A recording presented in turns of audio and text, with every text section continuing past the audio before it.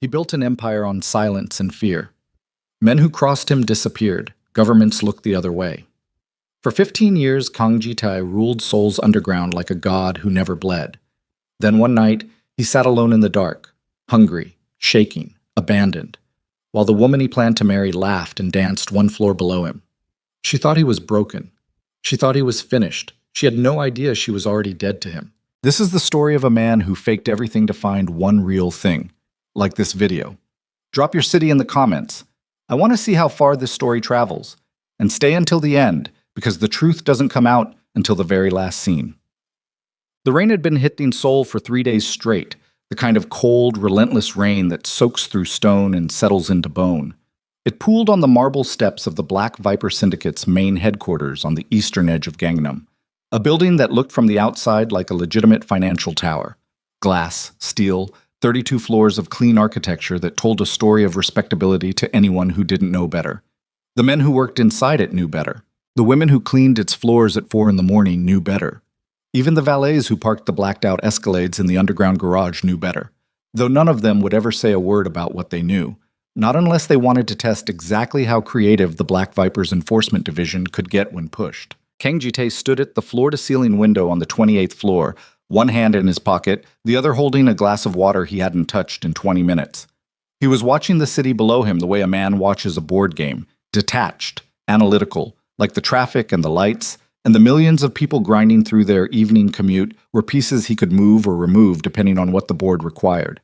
He was 34 years old. He had the posture of a man 10 years older and the eyes of a man who had been 40 since he was 19.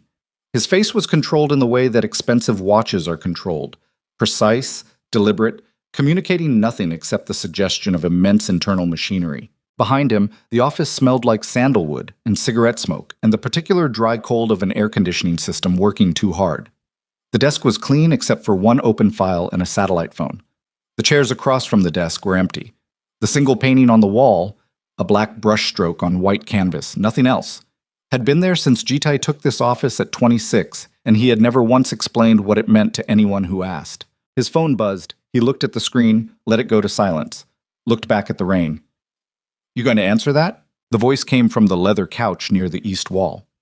Seo Hyun-kyu, 41, sharp jaw, gray at his temples, always wearing the kind of suit that cost more than a mid-range car, was sitting with his legs crossed, watching Ji-tae with the patient expression of a man who had been watching this particular man for 15 years and had learned that forcing anything was a waste of energy. "It was Serin," Ji-tae said. Hyun-kyu's expression didn't change. "She called 3 times now?" 4. Hyun-kyu uncrossed his legs, set down the file he'd been reading. "She's probably confirming the reservation. The dinner's at 9. I know when the dinner is." Silence settled back between them, which was its own kind of language in this room.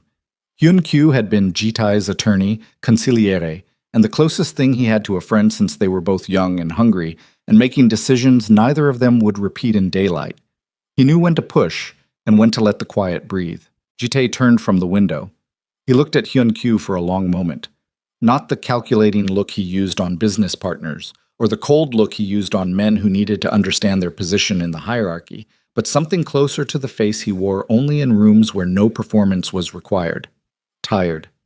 Just tired. Behind everything. "He wants to see me," Ji-tae said. "Your father. He's been asking for 2 weeks. I keep sending excuses." Hyun-kyu was quiet. "He called the compound directly this morning," Ji-tae said. "Bypassed the office line. You know what that means." "It means he's done waiting." Ji-tae set the water glass down on the window ledge, walked to his desk, sat, pulled the open file toward him without looking at it. "He said he wants to talk before the wedding, said he has concerns." "About Serin?" "He didn't say her name." "He didn't have to," Hyun-kyu said. Ji-tae pressed 2 fingers against his jaw. Looked at the file. It was a financial summary. 3 shell companies, 2 transfers, a property acquisition in Busan that had gone through 5 separate holding entities before arriving at its final owner, which was Ji-tae, which was always Ji-tae, just several layers removed from anything that could be proven in court. He'd reviewed it 4 times this week. He wasn't looking at it for information. He was looking at it because it gave his hand something to do while his mind worked the other problem. "Set it up," he said. "Tomorrow morning. The house in Seongbuk-dong, not here." Done, Hyun-kyu said. He stood, smoothed his jacket. Then he paused, which was unusual, and Jitai noticed it. Say it, Jitai said. Hyun-kyu looked at the window, at the rain. Your father's instincts have been right more times than either of us want to count. Jitai didn't answer. Hyun-kyu left. The office settled back into its particular silence, and Jitai sat in it alone for another 7 minutes before he picked up his phone and called Se-rin back. She answered on the first ring. Jitai, finally. I've been trying to reach you all afternoon. Her voice had a specific music to it, warm, slightly breathy, calibrated to land just north of intimate without crossing into anything that could be called demanding. He had noticed it early, that calibration. Had found it attractive once. Lately, he noticed it the way you notice a familiar song that you've heard too many times in the wrong context. I was in a meeting, he said. Of course you were. A small laugh, light, practiced. Are you still on for tonight? The reservation is at 9 at Onjeom. They're holding a private room. I'll be there. Jitai. Her voice dropped a register. The intimacy dial turned slightly. You sound tired. Are you all right? He looked at the brushstroke painting on the wall. I'm fine. We only have 6 weeks, she said. I want us to actually enjoy some of this. The wedding planning is already a nightmare, and I feel like I barely see you. I know. The florist alone, I'll be there at 9, Se-rin. A pause. Short. Then, okay, I love you. He said it back. Hung up, sat with the silence. He couldn't have explained to anyone, not Hyun-kyu, not himself really, what had shifted and when. There was no single moment he could point to. Se-rin was beautiful in the way that certain cities are beautiful. Impressive from the right angle, built entirely for the impression, exhausting to actually live inside. She moved through Seoul's elite world like it had been constructed specifically for her navigation. She knew every name, every connection, every table at every restaurant worth being seen at. She wore her social precision the way other women wore jewelry, deliberately, as an extension of her identity. Jitai had found all of that useful, once. Useful, and also, he had thought, genuinely felt. He had been wrong about the second part before. He would find out, one way or another, whether he was wrong about it again. Plus, Kang Byung-sul lived in a house in Seongbuk-dong that was so understated it felt like a statement, single story. Traditional courtyard. A garden that took 5 people to maintain and looked like it had been untouched for a century. The old man had built one of the most feared criminal organizations in South Korean history from a rented office in Mapogu and a core of 7 men, 4 of whom were still alive. He had retired 6 years ago and handed the syndicate to his only son, and retirement, for him, meant simply choosing which calls he returned and which he didn't. He was 68 now, still sharp. Thinner than the last time Jitai had seen him, which was 4 months ago. Too long, Jitai knew, though he hadn't been able to make himself acknowledge the gap until he was standing at the entrance of the courtyard watching his father come toward him in the gray morning light, moving with the careful steadiness of a man managing something in his knees he wouldn't discuss. They sat in the interior room with the paper screens facing the garden. Green tea. No one else in the house. This was the way they had always done serious things, without witnesses, without theater. You look like you haven't slept in a week, Byung-sul said. I slept last night. I said a week. The old man held his cup with both hands. Let the steam rise. You've been avoiding me. I've been busy. You're always busy. That's not the same thing. Byung-sul looked at the garden. A small bird had landed on the stone near the water basin. They both watched it. When I was preparing to marry your mother, Byung-sul said, I had her investigated. Jitae's jaw tightened slightly. I know. I had 3 men follow her for 6 weeks. I read every report. I reviewed her finances, her friendships, her previous relationships. Everything. He paused. Your mother knew I did it. I told her afterward. She wasn't angry. She said, a small private smile crossed the old man's mouth. She said if she'd known, she would have staged something impressive for the cameras. Despite everything, Jitae almost smiled. The difference, Byung-sul said, between a woman who loves a man and a woman who loves what he represents. That difference will only show itself when the representation disappears. He set his cup down, looked at his son directly. The girl is charming. She's very beautiful. She performs very well. She's not performing. Everything is a performance until it isn't. Byung-sul's voice was mild, not pushing, just landing the words where they needed to land. You are 6 weeks from a marriage that cannot be easily undone. Not at your level, not with your assets, your exposure, your position. An exit after the wedding. He moved one hand slightly, like weighing something. The cost of that is significant. I don't mean money. Jitae looked at the garden. The bird was gone. What are you suggesting? Jitae said. Not a question. He already knew. I'm suggesting you know the answer, Byung-sul said. You already know it. You've known it for months, or you wouldn't have been avoiding this conversation. He picked up his cup again. Take away the empire, take away the buildings, and the connections, and the syndicate. Take away everything that makes Kang Ji-tae worth standing next to at an event. Then see who stays. The room was quiet for a long time. Ji-tae drove back to the compound with the heater running and the radio off, and the words sitting in his chest like a stone he kept turning over, checking the weight of. He knew, by the time he pulled through the compound gates, exactly what he was going to do. The story that broke across every major news outlet in South Korea 12 days later was grim, dramatic, and almost entirely false. Kang Ji-tae, chairman of Kang Industries and widely reported as a key figure in Seoul's most influential private syndicate, had been involved in a serious vehicular accident on the expressway outside Yongin. Details were controlled. Ji-tae's legal team was very good at controlling details, but enough was released to create the shape of catastrophe. The accident was real, technically. A minor collision, arranged, with cooperative parties on both sides. The injury reports that circulated afterward, delivered via carefully managed leaks to 3 separate journalists who trusted their sources, described something far more serious. Spinal trauma, partial paralysis, an uncertain prognosis. By the evening of the 3rd day, the financial markets had done what financial markets always do when significant uncertainty enters the picture. They reacted. Kang Industries stock dropped 11%. 3 board members demanded emergency calls. 2 of Ji-tae's criminal rivals sent what could charitably be described as aggressive messages through intermediary channels, testing the water temperature. A lawyer in Busan, who had been slowly building a case against one of the syndicate's holding companies, suddenly found new confidence and filed an additional motion. Everyone had something to say about the fall of Kang Ji-tae. Ji-tae read all of it from a private suite on the 3rd floor of the syndicate compound, sitting in a wheelchair he didn't need, wearing a face that gave absolutely nothing away. Hyun-kyu stood near the window. His arms were crossed.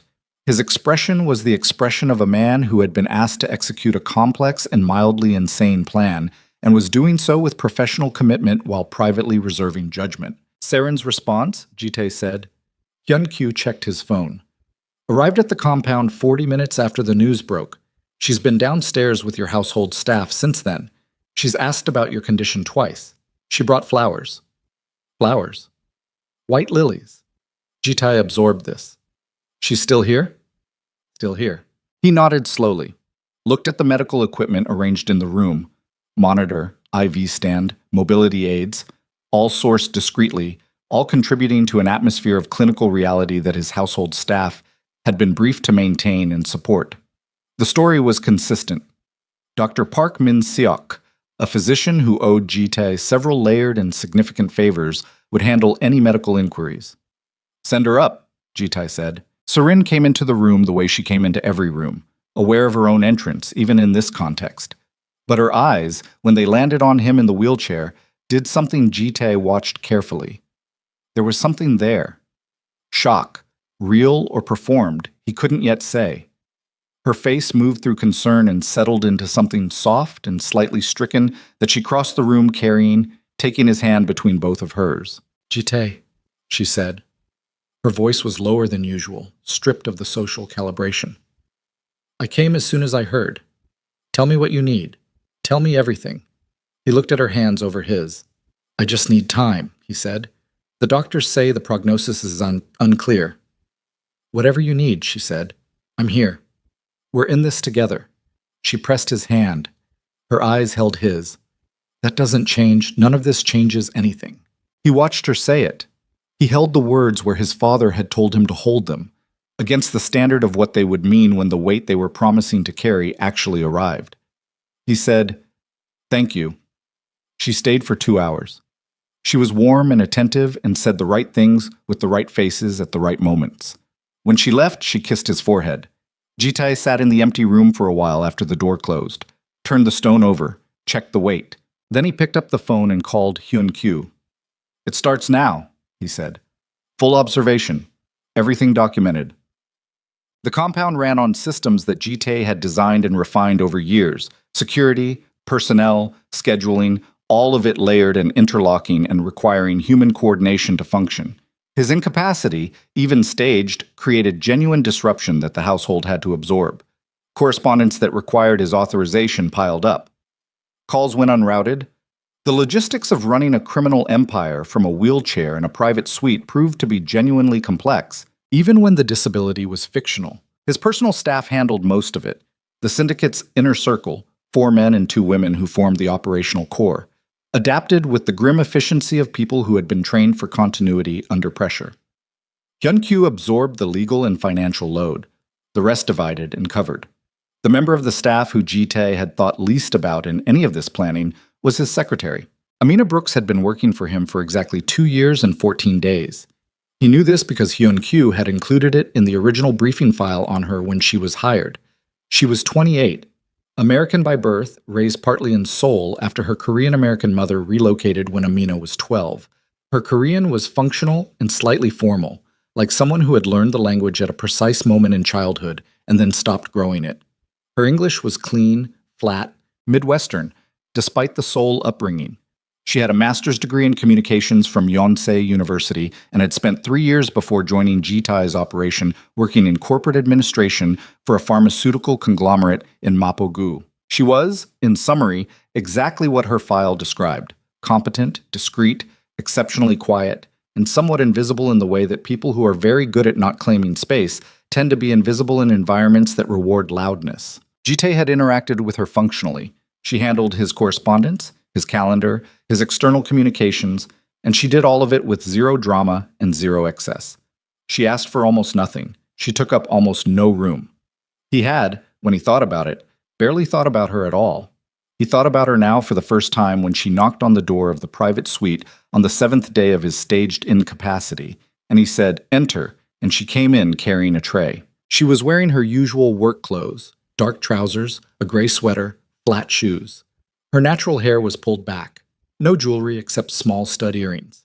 She set the tray on the side table nearest him and straightened, and then seemed to realize he was looking at her with an expression that wasn't the usual professional non-expression, and she became visibly, almost painfully, self-conscious. "Mr. Kang," she said. Her voice was very careful. "I noticed the kitchen staff said your dinner wasn't touched last night. From the previous evening, either." She paused. Her eyes went briefly to the window, then back to him. "I made something. It's soup, kongnamulguk. I know that's probably not—" She stopped, pressed her lips together, started again. "I can take it away if you don't want it." He looked at the tray. The soup was in a covered ceramic bowl. There was also a small dish of rice, a glass of water, a folded paper napkin, which was an incongruously careful domestic touch in this room full of security equipment and corporate paperwork. "How did you get up here?" he asked. "I asked Mr. Seo," she said. "He said it was fine." Another pause. "I can go. I didn't want to just send it with someone else. I don't know why. I'm sorry if that was—" "Sit down," he said. She sat on the chair nearest the door, not the more comfortable chair closer to him. She put her hands in her lap and looked at them. He uncovered the soup. Steam rose. He picked up the spoon, took a mouthful. It was good. Properly seasoned, made from scratch, not assembled from a convenience package. He took another spoonful, then another. Amina sat very still and looked at her hands. "This is good," he said. Her head came up slightly. "Oh." A small, complicated thing moved across her face. Relief, he thought. Genuine relief, which was unusual because people in his world tended to express relief in ways that were also performances of relief. The hospital meals they had sent up looked— I'm sure they were fine. I just thought something home-cooked might— She stopped again. "Stop apologizing," he said. She closed her mouth, nodded once. He ate about half the soup, set the spoon down, looked at her, actually looked, which he rarely did with anyone in this building except when it served a specific purpose. She was uncomfortable under it, not the discomfort of someone guilty, just the discomfort of someone who wasn't used to being looked at. "Do you know what's actually wrong with me?" he asked. She met his eyes for a moment. "No," she said. "I know what the official communication says." He waited. "I don't—" She looked at the window again. Outside, the compound grounds were gray and wet. The garden that Seirin had praised at their last joint event 3 weeks ago, now empty and darkening in the early evening light. "I don't ask questions that aren't my business, Mr. Kang." He studied her. "Why did you come up here, Amina?" The use of her first name made her still for half a second. He'd never used it before. Always Ms. Brooks, in the functional, transactional way of a man who ran his professional environment on careful distance. "Because no one else was going to," she said. Very quiet. Direct in the way that people are direct when they've stopped thinking about how something will be received and are just saying the true thing. He sat with that for a moment. "You can go," he said. "Leave the tray." She stood, smoothed her trousers reflexively. "I'll check in tomorrow. If it's not an imposition." He was already looking at the window. "It's not," he said. After she left, Jite sat in the particular quality of silence she left behind. Not an absence of sound exactly, more an absence of performance. And noticed it in a way he hadn't noticed anything in this room since the operation began. The days that followed built a rhythm that Jite had not anticipated. Seirin visited on the 3rd day after the news broke, then on the 5th. On the 7th, she called to say she was held up and sent flowers instead. A different arrangement, larger, more expensive looking. On the 9th day she came, but spent most of the visit on her phone in the adjacent room, dealing with what she described as an unavoidable situation with the wedding venue contract. She kissed him before she left and promised she would come back the next day. She did not come back the next day. Jite documented everything. Hyun-kyu documented everything. The pattern that emerged across the first 2 weeks was not dramatic. That was the thing about it. It wasn't sudden cruelty. Nothing that could be pointed to as a single damning moment. It was erosion. The visits shortened, the attention thinned.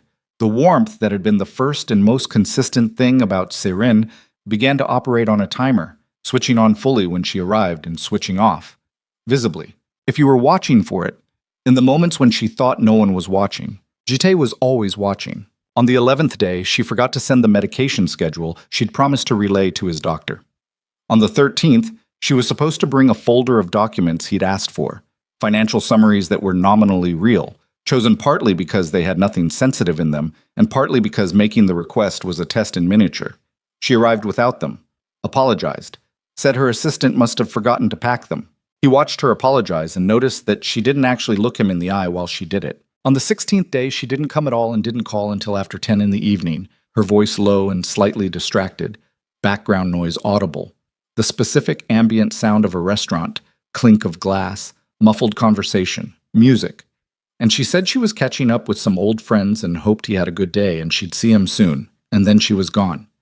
Jite set the phone down and sat in the dark for a while. It was Amina who knocked on his door that evening at 8:30, before Seirin's call, carrying a container of doenjang jjigae she'd made in the staff kitchen. She knocked twice, which was her pattern now. Waited. He said, "Come in." She came in and set up the food on the side table without fuss, and she said his 3 o'clock call with the Tokyo office had been rescheduled because Director Tanaka had a conflict, and she'd moved it to Thursday, and was that all right? He said it was fine. She said the rain was supposed to break tomorrow. He said good. She almost smiled. It was a careful, self-contained almost smile, like she was monitoring how much warmth she was allowed to put in the room. "What are you working on?" he asked. She looked slightly startled. "The quarterly compliance filings for the Busan Property Group. Mr. Seo asked me to cross-reference the beneficial ownership documentation. At 8:30. Yes, I stay late when there's a backlog." She looked at the container she'd brought. "I wasn't sure if you'd eaten." He hadn't. He hadn't been thinking about eating. "Join me," he said. She went very still. "I'm sorry? There's too much food for one person. Sit down and eat." For a moment, she just stood there, recalibrating. Then she got a bowl from the tray. She'd brought 2, he noticed, which told him something, and she sat in the chair near the window, and they ate without talking very much. And the not talking was not uncomfortable, which was also unusual, in Jitae's experience, in rooms where power was very unevenly distributed. At some point she said, "Your father sent a message through the main line today. He's asking how you are. What did you tell him? That I'd pass along the message personally. He looked at her. You didn't give him the standard update? He didn't ask for the standard update, her eyes on her bowl. He asked how you are. Jite was quiet for a moment. Tell him I'm managing. I'll tell him you're eating, she said. He didn't say anything. Is that all right? She asked. Yes, he said. That's all right. By the end of the third week, Hyun-kyu had assembled a file that Jitae hadn't asked him to build, but had expected him to build anyway, because Hyun-kyu was the kind of man who anticipated what was needed and prepared it without being told. The file was not long. It didn't need to be long. It contained a timeline, a location log compiled from Siren's social media and corroborated by 2 members of the syndicate's observation team who had been on quiet surveillance, and a series of photographs taken by a lens across a restaurant in Cheongdam-dong. The restaurant was called Terra Bianca, Italian, private dining rooms in the back, the kind of place that people chose specifically when they did not want to be seen. The man across the table from Siren in the photographs was Baek Min-woo, 42. Real estate. New money with old ambitions, the kind of man who bought buildings and connections simultaneously and was always 2 transactions away from a legitimacy he'd never quite achieve. Jitae knew him the way Jitae knew most people in Seoul's upper tier, as a name on a map, a position in a network, a variable in calculations. He had never considered Min-woo a threat. He reconsidered now, looking at the photographs. How long? Jitae said. First documented contact goes back 8 months, Hyun-kyu said, which predates the accident story, obviously. This started long before your operation. 8 months. Jitae filed that away. Financial? Our analyst ran the numbers. 3 of Seirin's investment vehicles, the ones her family set up before your engagement, have had transfers into them from entities that trace back to Min-woo's holding structure. Total value so far is approximately 4.2 billion won. Small enough not to trigger obvious attention, large enough to be intentional. Jitae's face showed nothing. She's being paid, or pre-compensated, or establishing leverage. Hyun-kyu paused. Or he's establishing leverage over her. The directionality isn't entirely clear yet. What is clear is that the engagement was a financial calculation from at least one direction. Jitae sat very still for a moment, then he closed the file. Keep watching. I want full documentation. Everything. And the engagement gala? Hyun-kyu said. The gala was 3 weeks out. 500 guests. Crystal Dragon Ballroom. The kind of event that served equally well as a celebration and as a demonstration of syndicate stability to every interested party in Seoul's power structure. It had been Seirin's idea, originally. The scale of it. The visibility. Jitae looked at the window.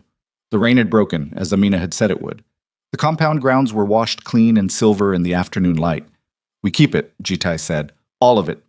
Hyun-kyu understood. He picked up the file. Left.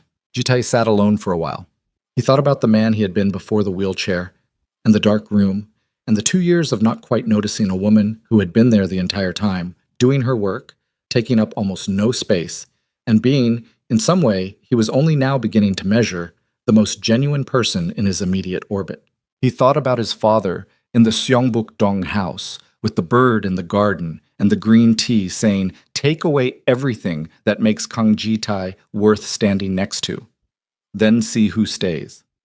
He picked up the phone, called the house in Seongbuk-dong. Byung-sul answered on the 3rd ring. You were right, Ji-tae said. A pause. Then the old man said quietly, I know. Another pause. She came again tonight, Ji-tae said. Not Seirin, my secretary. I know that too, Byung-sul said.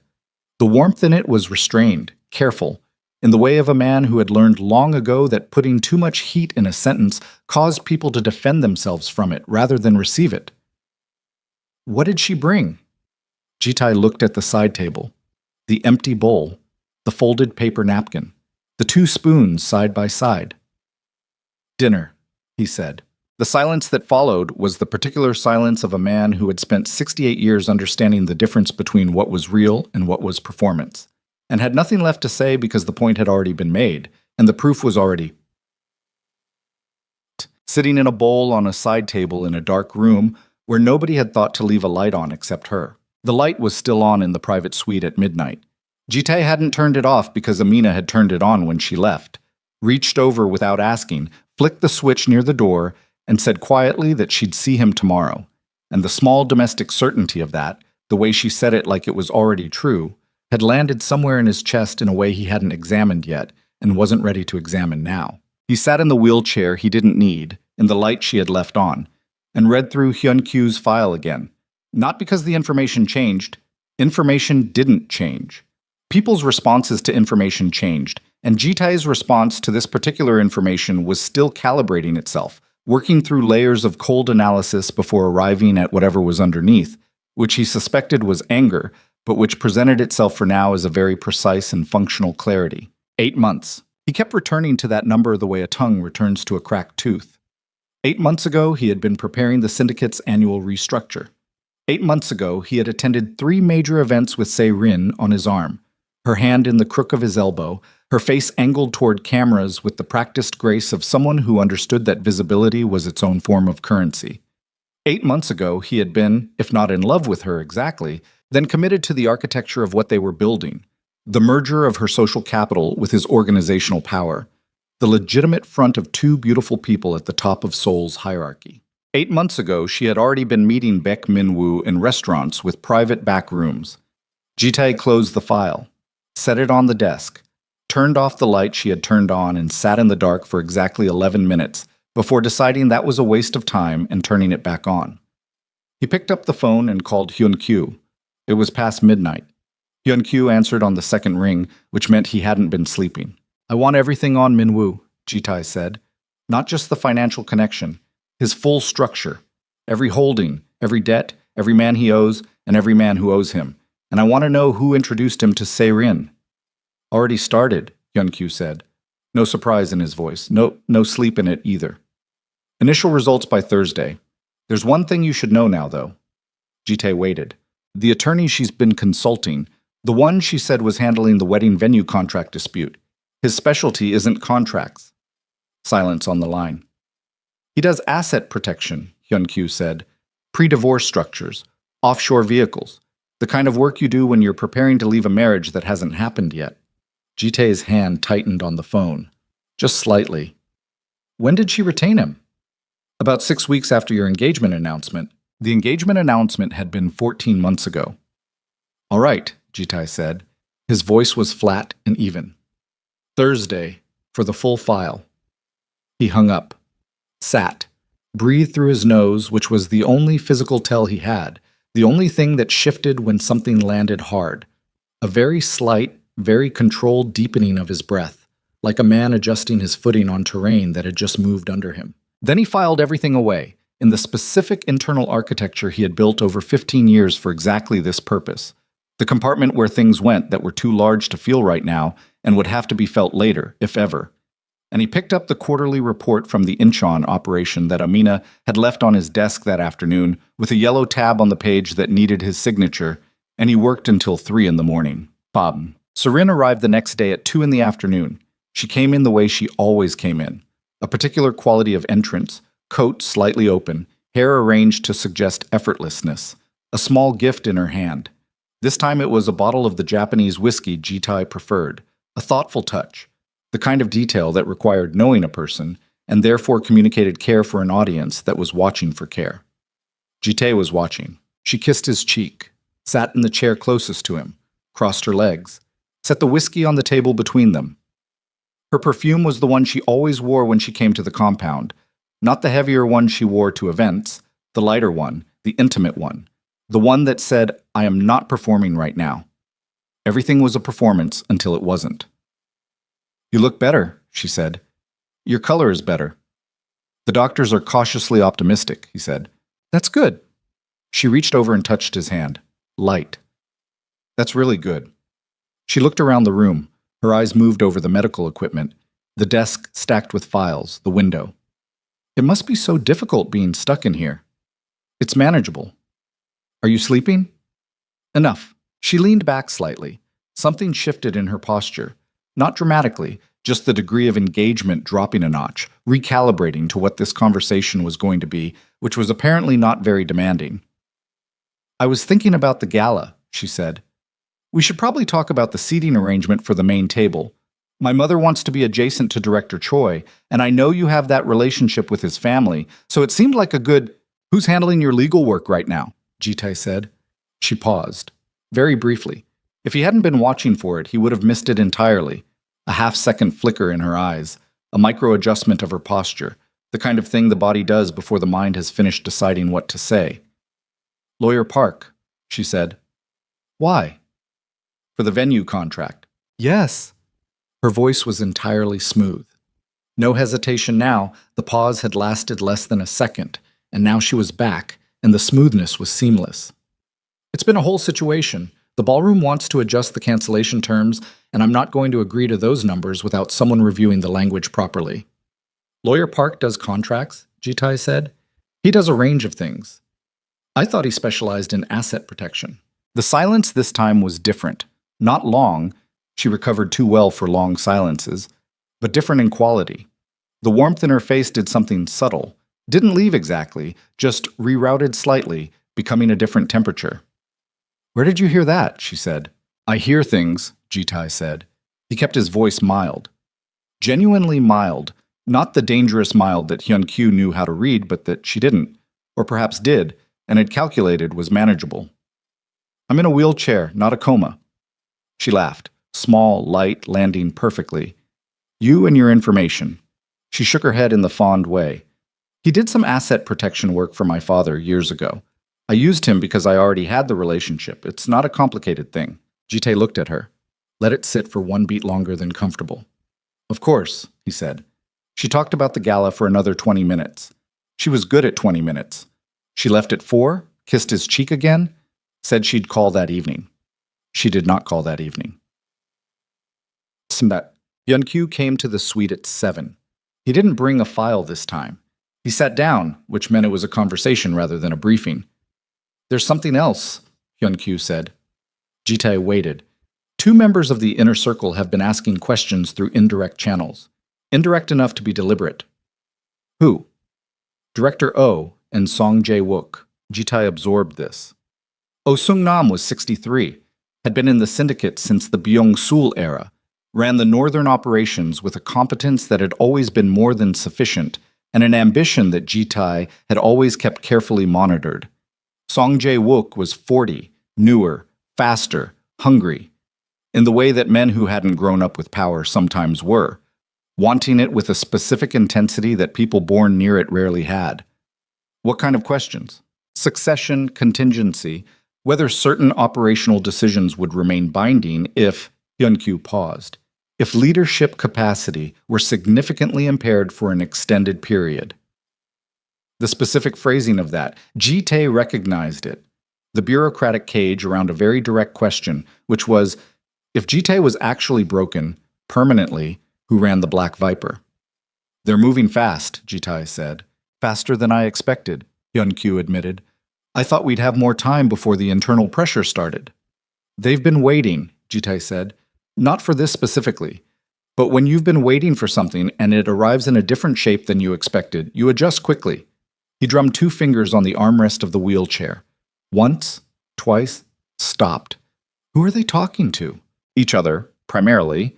And there's been one meeting I can't fully account for. A dinner, private, 4 days ago. Oh-song, and 2 outside parties. I have identification on one of them. A lawyer who does work for the Busan Consortium that's been building the case against our Haeundae properties. Jitae was quiet for a moment. And the other party. Still working on it. The Busan case had been a slow leak in the organization's legal hull for 16 months. Jitae had 3 attorneys managing it and was reasonably confident it would dissolve under its own procedural weight before reaching anything dangerous. But 16 months of a leak was 16 months of attention, and 2 members of the inner circle having private dinners with lawyers from the opposing side was a specific kind of betrayal that existed in its own category. Don't move on it yet, Jitae said. Watch, document, same as the other thing. Hyun-kyu nodded, stood, then stopped. There's one more thing, minor, probably. Say it. Ms. Brooks. She's been up here every day this week. Kitchen staff noticed things. Jitae looked at him. And nothing. The kitchen staff notice things and talk. I'm telling you because you should know the scope of what people are observing. He paused. She's careful. Whatever she is, she's careful. She came in through the back stairwell tonight. Not the main elevator. Jitai thought about this. She know about the surveillance on this floor? No. Then why the back stairwell? Hyunkyu seemed to consider this genuinely. I think she just doesn't want to make it complicated for you, he said finally. She's trying to keep it small, whatever it is. After Hyunkyu left, Jitai sat for a long time with that. Keeping it small. The idea that someone could be in his world, this world, and still be trying to keep something small and uncomplicated rather than leverage it, expand it, turn it into a position or a currency. It was so alien to his experience of every other person in his immediate orbit that he kept turning it over the way you turn over a found object, not quite believing its weight was what it appeared to be, expecting it to be heavier on one side, looking for the trick. At 8:15, Amina knocked twice on the door. He said, "Come in." She was carrying a cloth bag. She took out a container of rice, a small sealed container of braised short ribs, a thermos of barley tea. She set it up on the side table with efficient, quiet movements, not looking at him directly, giving him the specific kind of not looking directly that wasn't avoidance but was a form of consideration, not making him perform being observed. "You used the back stairwell," he said. She paused, set down the thermos. "Yes." "Why?" She thought about it for a moment. He could see her thinking, not calculating, just actually considering the honest answer. "The main elevator opens near the security station on this floor," she said. "Mr. Park is usually there at this hour. He talks. I didn't want—" She stopped, straightened the container slightly on the table. "I didn't want it to be a thing, people making it a thing. You're not doing anything wrong," he said. "I know." She looked at him then, briefly, directly. "But people don't need to be doing something wrong for it to become a thing. They just need to notice it." He watched her for a moment. She held his gaze for the length of time it took to say what she'd said, and then looked away again, back to the table, adjusting things that didn't need adjusting. "Sit down," he said. "I should get back to—" "Amina." She sat. He served himself from the containers she'd brought, ate without speaking for a while. She sat with her hands in her lap and didn't fidget, which was a quality he had noticed in her before. A stillness that wasn't suppression but equilibrium, like someone who had made a private peace with existing in the world without constant noise. "Tell me about before here," he said. She looked up. "Before?" "The pharmaceutical company, Mapo." "Oh." She looked slightly surprised. "It was administrative work. A lot of it. I managed the executive schedule for 3 directors, coordinated their external communications, handled travel. It was—" She seemed to choose the next word carefully. "Very large. The organization. It was easy to stay invisible in it. You prefer invisible. I prefer—" She paused. Something honest working its way up through her usual carefulness. "I prefer not being visible when it doesn't serve any purpose. Being seen for the sake of being seen, in offices like that, in offices like this, it costs something. You spend energy performing the visibility instead of doing the actual work." He ate. Thought about that. "Why come here then? The syndicate isn't known for being low visibility." She almost smiled. "No, it isn't." She looked at her hands. "I came because the pay is good and the work is specific, and Mr. Seo was very clear during the interview about what was expected and what wasn't. No ambiguity. I do well with no ambiguity." "He was very clear," Jitai said. "He told me the organization's nature," she said, directly. "He said some people come here and want to be close to it, the power, the reputation. He said if that was my interest, I should find somewhere else. I told him it wasn't my interest." A pause. "It isn't." "Then what is your interest?" Jitai said. The question landed in the room and she let it sit for a moment, not scrambling to answer it. "Doing good work," she said finally. "Making things run properly. Taking the complicated things and making them not complicated." She looked at him, and this time the look held longer. "You have a lot of people around you whose interest is you. The position. What proximity to you means for their own standing." A slight pause. "I'm not one of those people. I just—" She stopped, pressed her lips together briefly. "I just work here." The room was very quiet. "And yet," Jite said, "you're here at 8:30 at night bringing me food you made yourself." She looked down. Something in her face shifted. Not embarrassment exactly, more like a person who has said a true thing and is now aware of the full weight of it and isn't sure they meant to put the whole weight down. "You weren't eating," she said. Jite looked at her for a long moment. Then he looked at the window. Outside, the compound was dark and quiet, the garden floodlit, the perimeter lights doing their slow sweep. Somewhere in this building, there were 3 armed men on rotation. Somewhere else, Hyun-kyu was reading a file about 2 men who were quietly testing the water around his incapacitation. Somewhere in Cheongdam-dong, Serin was either having dinner with Baek Min-woo or on the phone with a lawyer who built asset protection structures, or both. "I'll see you tomorrow," he said. She stood, smoothed her trousers, picked up the cloth bag, leaving everything on the side table. "Good night, Mr. Kang." She left through the door and he heard her take the back stairwell again, her footsteps quiet and deliberate on the concrete, keeping it small, keeping it uncomplicated, and he sat with the barley tea going warm in the thermos and thought about what it meant that the most honest conversation he'd had in 3 weeks had been with a woman whose last name he'd used exclusively for 2 years until 4 days ago. The gala was 3 weeks out when Serin came to the compound on a Thursday evening without calling ahead. Jite knew she was coming before she reached his floor. The security rotation on the front entrance logged her arrival, and the alert came through to his phone. He had enough time to register that it was 9:15, and she hadn't called and she was here, and then she was opening his door without knocking, which she had never done before. Her coat was on. She hadn't gone to her room to change, hadn't made the usual progression through the compound that established her ease within it. She'd come directly up. She looked at him. He looked at her. He was at his desk. The wheelchair positioned at a slight angle, a file open in front of him. Genuinely open, genuinely being read, though he'd absorbed nothing from it in the last 40 seconds. "You spoke to someone," she said. Her voice had lost the specific music entirely. What was under it was harder than he'd expected. Not cold. Cold would have been easier. Cold was at least honest in its distance. This was something else. Something controlled and directed. The voice of a woman who had decided something and arrived to execute it. "I speak to many people," Jite said, "about Lawyer Park." He waited, gave her nothing. "Jite." She took 1 step into the room. "I don't know what you think you know, but I'm telling you. Whatever you've heard, whatever someone has said to you, Serin." His voice was very quiet, the dangerous kind of quiet. "Sit down."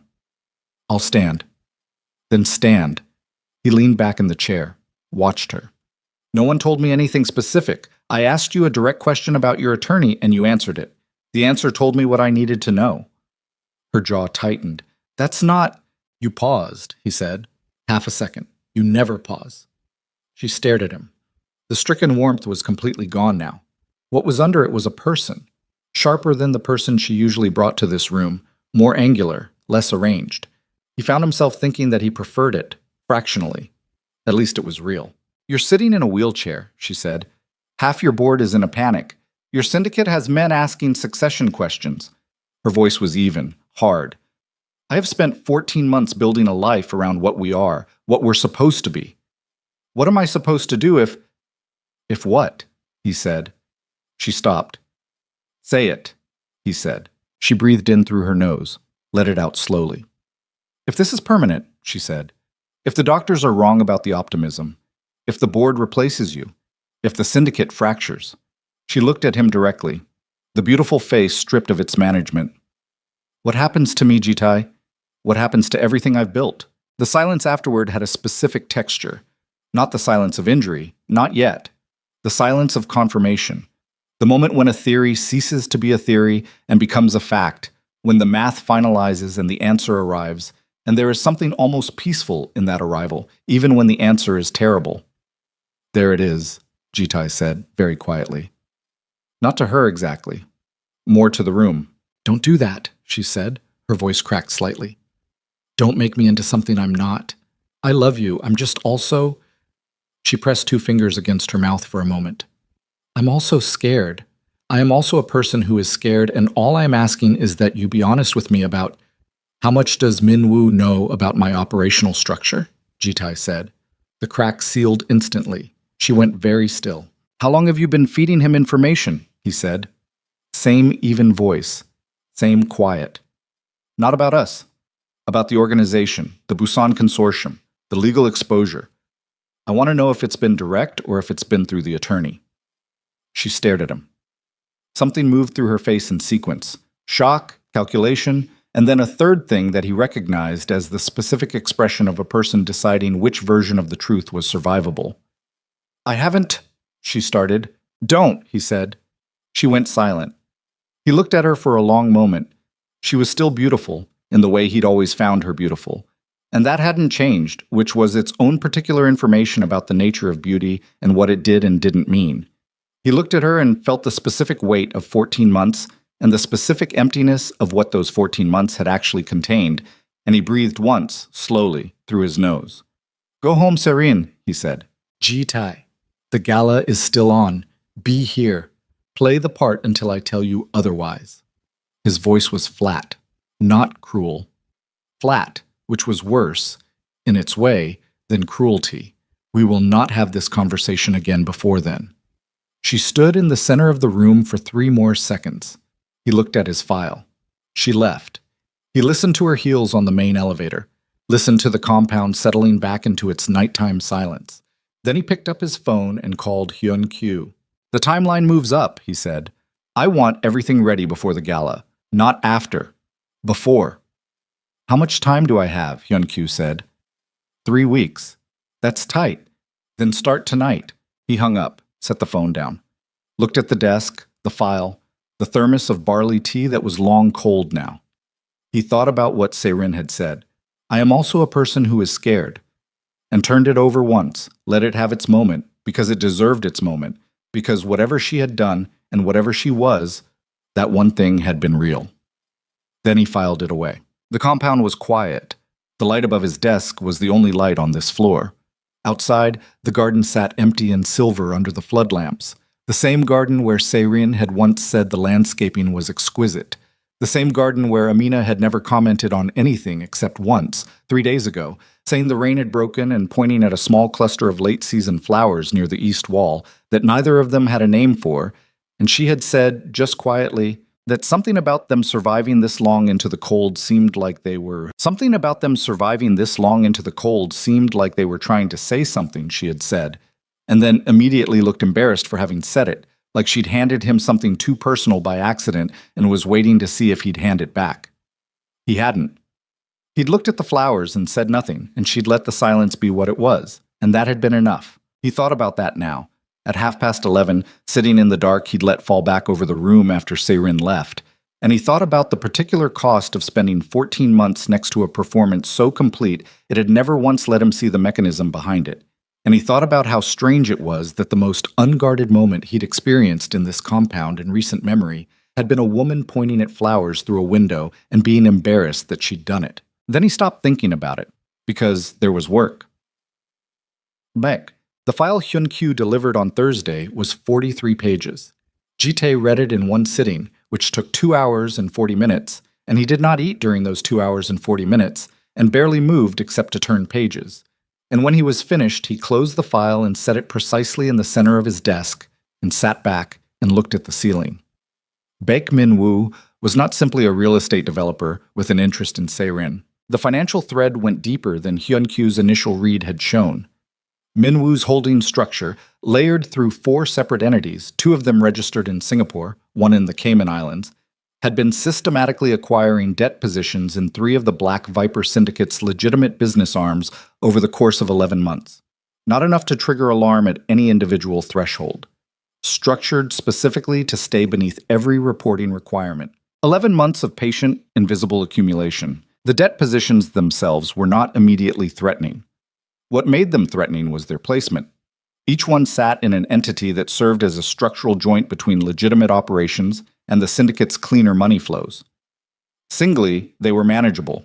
Together, in the right hands, activated simultaneously with the right legal pressure, they represented a lever that could fracture the organizational structure at its load-bearing points. Someone had explained Jitae's organizational architecture to Baek Min-woo in enough detail to design this.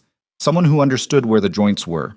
Hyun-kyu had written, at the bottom of page 41, in the direct, unhedged way he reserved for things he was entirely certain of, the level of structural knowledge required to place these positions this precisely. This came from inside the organization. not periphery. Core. Jitae looked at the ceiling for a long time. Then he called Hyun-kyu. "The two outside parties at O's dinner," he said. "The one you hadn't identified." "I have an identification now," Hyun-kyu said. His voice had something in it that Jitae recognized, the specific flatness of a man delivering information he wishes he didn't have. It took longer because the connection is indirect. The party is a financial consultant. His primary client, the one he's been working for consistently for the past 14 months, is a Singapore-registered entity called Meridian Capital Partners. Jitae waited because he knew Hyun-kyu well enough to know when there was more. Meridian Capital Partners, Hyun-kyu said, is the primary vehicle through which Baek Min-woo has been accumulating the debt positions. The ceiling, the silence, the specific sound of a plan he had built with precision and patience developing, somewhere in its infrastructure, a crack he hadn't accounted for. "Oh, and Song have been feeding information to Min-woo," Jitae said. "Not a question. For a minimum of 8 months," Hyun-kyu said. "Possibly longer. Through Se-rin, or parallel to her. The connections may be independent. Min-woo is running multiple entry points simultaneously." Jitae pressed 2 fingers against his jaw, the cracked tooth feeling again, but larger now, the whole structure of the tooth, the root. "He's not trying to take Se-rin," he said slowly. "He's using her as one instrument in something larger. She may not know the full scope," Hyun-kyu said. "Or she may. I don't have clarity on her level of awareness yet. Does she know about Oh and Song?" "Unknown." Jitae was quiet for 10 seconds, long by his standards. "The gala," he said. "Yes," Hyun-kyu said. "He'll be there." It wasn't a question either. The gala was the largest gathering of Seoul's power structure that the syndicate hosted in a given year. 500 guests, every significant figure in both the legitimate and illegitimate layers of the city's hierarchy. If you were Baek Min-woo and you had spent 11 months building a structural assault on the Black Viper Syndicate, and you believed its chairman was permanently incapacitated, the gala was the ideal theater for the next move. "He RSVP'd 3 weeks ago," Hyun-kyu said, "before the accident story even broke. He was already planning to be in the room." Jitae closed his eyes, opened them. "How exposed are we right now?" "Honest number." A pause. Hyun-kyu thinking, which meant Hyun-kyu was calculating rather than retrieving, a worse sign. If he activates the debt position simultaneously, and Oh and Song move on the internal governance question at the same moment, and if the Busan legal team files the additional motion they've been preparing, he stopped. "We're not broken, but we bend significantly. And bending at that level, publicly, at a moment when the chairman is already perceived as incapacitated. It compounds," Jitae said. "It compounds," Hyun-kyu agreed. Jitae set the phone against his shoulder, looked at the file on his desk. 43 pages of the specific consequences of underestimating a man he'd filed away as irrelevant, of looking at one part of a threat and thinking he'd seen the whole thing. "I need to know everything about Oh and Song by Monday," he said. "Not observations. Everything. Accounts, communications, contacts, every meeting for the past 12 months. I don't care how it's obtained." "Understood." "And I need Dr. Park available on short notice. The medical cover may need to change." "Change how?" Jitae thought about the gala. The Crystal Dragon Ballroom. 500 people. Cameras. Se-rin at a podium with her beautiful face and her precise voice saying the words she'd already been rehearsing. He was certain. He could almost hear the specific music she'd put in them. "I'll tell you when I know," he said. 3 weeks, Hyun-kyu. Build everything. The night the gala machinery broke was a Thursday, 11 days before the event. Hyun-kyu called at 11:47 p.m. Jitae was awake, had been awake for 2 hours, the specific wakefulness that arrived not from anxiety, but from the mind refusing to stop turning a problem, the way a generator keeps running after you've stopped needing the power. "There's a problem," Hyun-kyu said. Jitae waited. "The evidence package. The servers we've been pulling Se-rin's communications from. Someone flagged the access. Not our people. Someone else was already inside the system monitoring the same data." A pause. "They know we're building a case." Jitae sat up straighter. "How long have they been inside?" "We're still assessing. Minimum 2 weeks. Possibly since the accident story broke." "Oh or Song?" "Almost certainly. They have enough internal access to have placed the monitor without it being obvious. Hyunkyu's voice was controlled, but Jitai could hear the thing under the control. Not fear.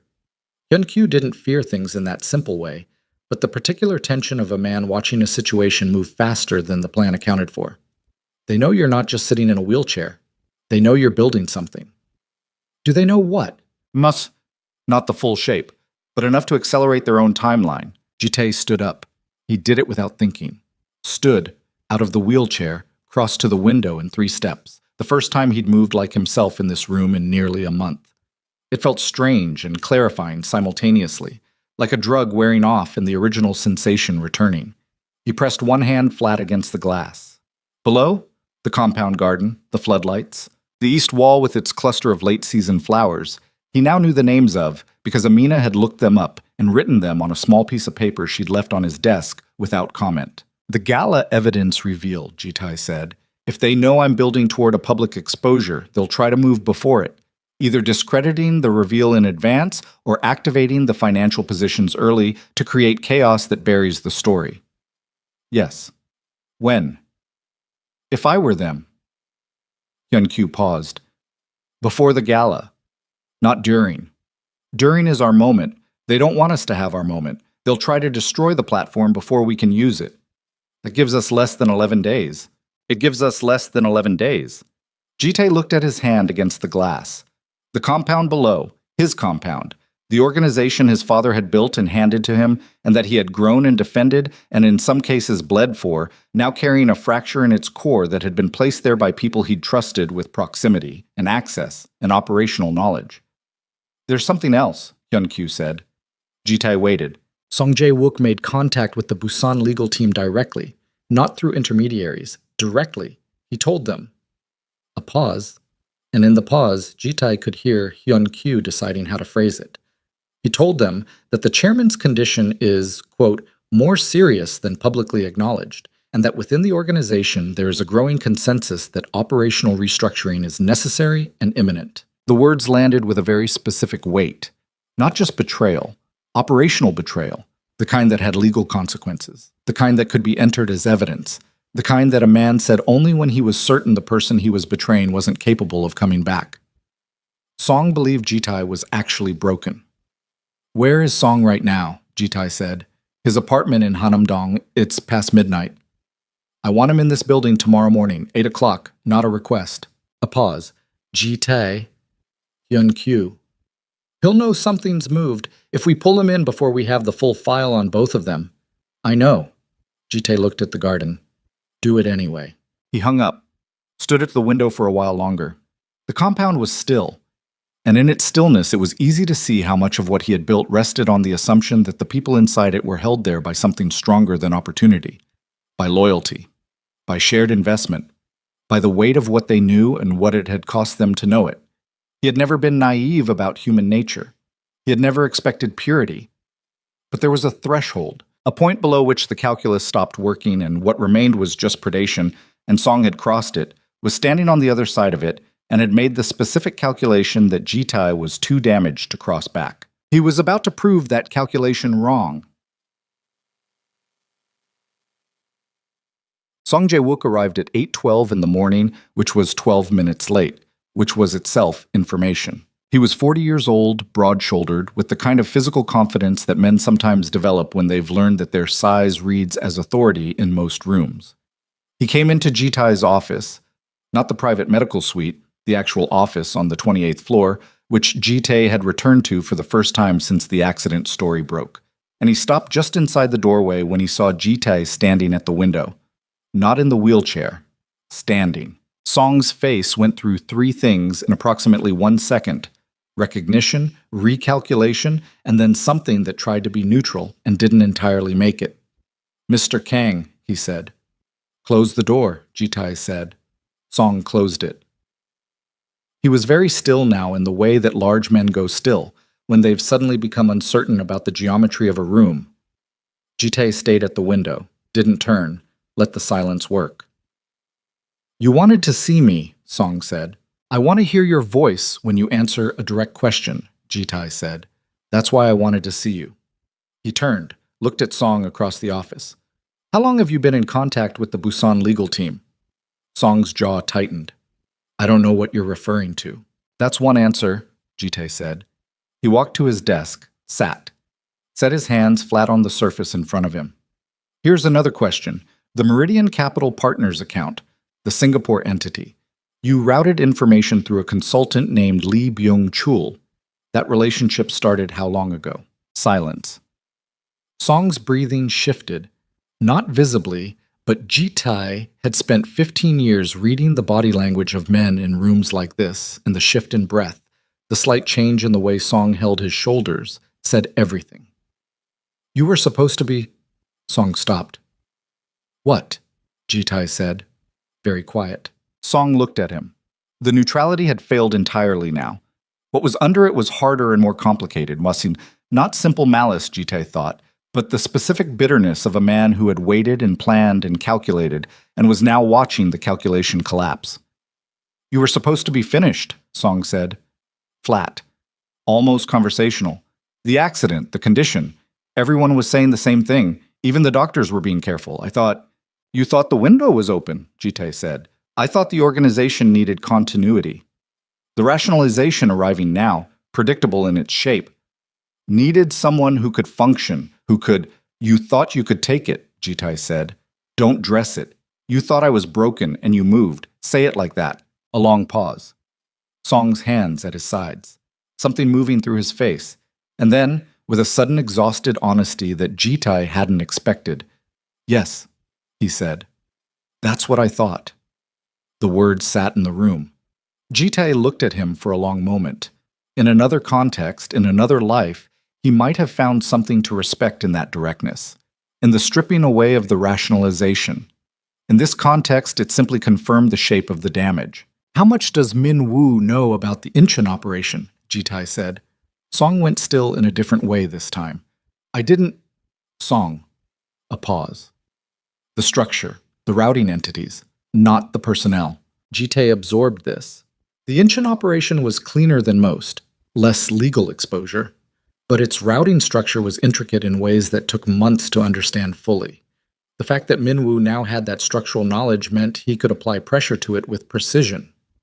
And Oh, what did Oh give him? I don't know everything. Oh gave him.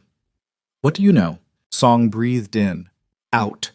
The Hyundai property documentation, the beneficial ownership chain, and he stopped. His jaw worked once. The schedule for the Busan Consortium legal filing. Oh told him when the filing was coming so Minwoo could time the debt position activation to coincide with it. Jitae sat with that. The Busan filing, the debt positions, simultaneous, designed to hit from two directions at once, legal exposure and financial pressure, time to land while the chairman was in a wheelchair in a private suite, and two members of the inner circle were already positioning themselves for the transition. It was a good plan. He could see the architecture of it now, fully assembled, and it was genuinely good, patient, layered, designed by someone who understood how organizations fractured under combined stress. Where is O right now? Jitae said. I don't know.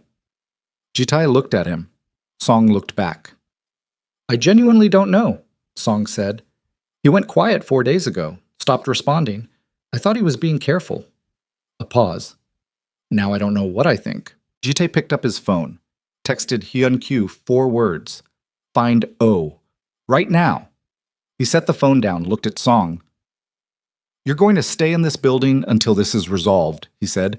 You're not going to make any calls, send any messages, or contact anyone outside these walls. You will have access to your office and the executive floor. You will not have access to anything else. Song's face tightened. You're confining me. I'm containing a variable, Jitae said, which is more consideration than you extended to me. Song stood in the center of the office for a moment longer, then quietly. What are you going to do? Jitae looked at the window. At Seoul in the morning, gray and dense and going about its business with the total indifference of a city that had outlasted every man who had ever tried to hold it. What I should have done before I sat down in a wheelchair and waited for people to show me who they were, he said. Song left. Hyun-kyu's response came back in 4 minutes. Oh Sung-nam boarded a flight to Singapore at 6:40 a.m. this morning. Jitae read it again. set the phone face down on the desk. Oh was gone. With everything he knew. Everything he'd given to Minwoo's network over 8 months of careful feeding, and now that Jitae was moving, Oh had run, which meant Oh had a signal, some wire or contact or dead drop system that had told him the window was closing, and he had taken the exit that Minwoo had presumably built for him exactly for this contingency. Jitae pressed both hands flat on the desk, breathed through his nose. In, out. The cracked tooth feeling had become something larger, a structural thing, the sensation of a load-bearing element flexing under more weight than it was designed to hold. He was sitting like that when the knock came. 2 knocks. Quiet, precise, the pattern he knew. He said, "Come in," and Amina opened the door. She stopped when she saw him, not in the medical suite, not in the wheelchair, standing at his desk in a full suit, with his hands pressed against the surface and his face carrying something she hadn't seen on it before. She held a leather folder against her chest, his morning correspondence, the 10 a.m. briefing materials, the things she brought every day with the same reliable precision of someone who would have the materials ready, whether he was running the building or apparently dying in it. She looked at him. He looked at her. "You're standing," she said. Very quiet. "Yes." A pause. She absorbed this in that particular way she had, not demanding explanation, not performing surprise for his benefit, just taking in the actual information and sitting with it. Her eyes moved once, briefly to the window, then back to him. "Are you all right?" she asked. The question landed differently than it would have from anyone else in this building. Not as a political inquiry, not as an assessment of the chairman's operational capacity, just the simple direct question of a person looking at another person who appeared to be standing in a dark room with their hands on a desk at 8 in the morning. "No," he said, which was the first genuinely honest answer he had given anyone who asked that question in longer than he could precisely calculate. She stepped fully into the room, set the leather folder on the near end of his desk, didn't come closer, didn't give him space the way people give space when they're afraid of something. She just stood at a natural distance and waited, and the waiting had no performance in it, no positioning, nothing except the simple steadiness of a person who was not going anywhere. "Oh Sung-nam flew to Singapore this morning," Jitae said. She was quiet. "He's been feeding organizational intelligence to the man who's been building a financial attack against the syndicate. For 8 months. Song Jae-wook has been doing the same." He looked at the desk. "Someone gave them a signal that I was moving. I don't know who. I don't know the full shape of the network yet." She was still quiet. Then, "What do you need me to do?" Not "what does this mean?" Not "how did this happen?" Not the 1,000 questions that most people would have asked either from genuine shock or from the performance of concern. Just, "What do you need me to do?" Jitae looked at her for a moment. "The financial compliance files for the Incheon routing entities," he said. "The ones you cross-referenced last month for Hyun-Kyu. I remember them. I need to know if any external access has touched those files in the past 90 days. Not Hyun-Kyu's team. Anything external, any inquiry, any data request, however it was framed." She nodded once. "I'll start now." "Amina." She stopped, turned back. He looked at her across the desk, across the morning, across the specific weight of everything that was currently fracturing around him. "The work you've been doing for me these past weeks, coming up here, the food, all of it." She waited. "I need to know you understand what this organization is," he said. "What it actually is, not the corporate structure. The other thing." Her eyes held his steadily. "I've always known what it is," she said, "and you came anyway." "I came because you were alone," she said. Simply, directly, the way she said all true things, without architecture, without performance. Not because of what the organization is or isn't, because you were alone and nobody was feeding you, and that seemed like something a person shouldn't let stand without doing something about it. The office was very quiet.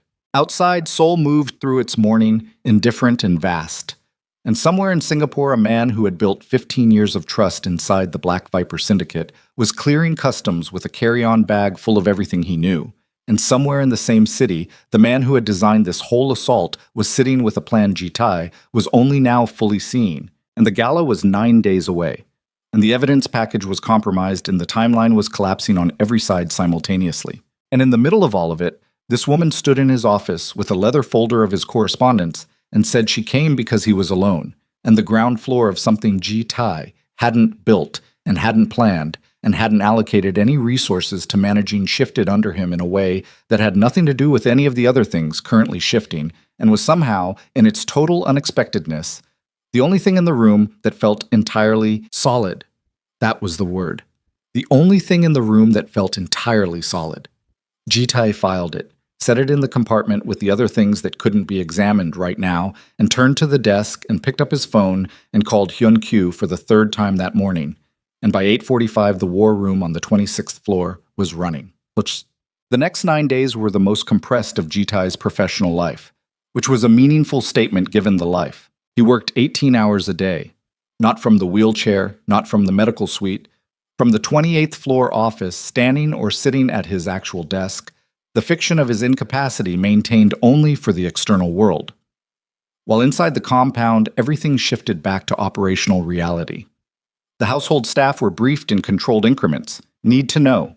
The information tiered so that no single person below the inner circle had the full picture. Song Jae-wook remained confined to the executive floor, cooperating with the grinding thoroughness of a man who had calculated his remaining options and found them limited. Oh Seung-nam remained in Singapore, which Tai allowed, because a man in Singapore was a man whose movements could be tracked and whose communications could be monitored without the complication of physical containment. Amina ran the financial compliance audit herself. 3 days of cross-referencing access logs, data request records, correspondence trails, meticulous, unhurried, thorough in the specific way of someone who understood that the value of the work was in not missing anything. She brought Tai her findings on the 4th day in a clean summary document, 4 pages, no unnecessary language. External access to the Incheon routing files had occurred 7 times in a 90-day window, originating from a terminal that traced back to a device registered to a mid-level compliance officer named Kwon Tae-hyun, who had been with the organization for 3 years and whose personnel file was entirely unremarkable. Tai read the document. Read it again.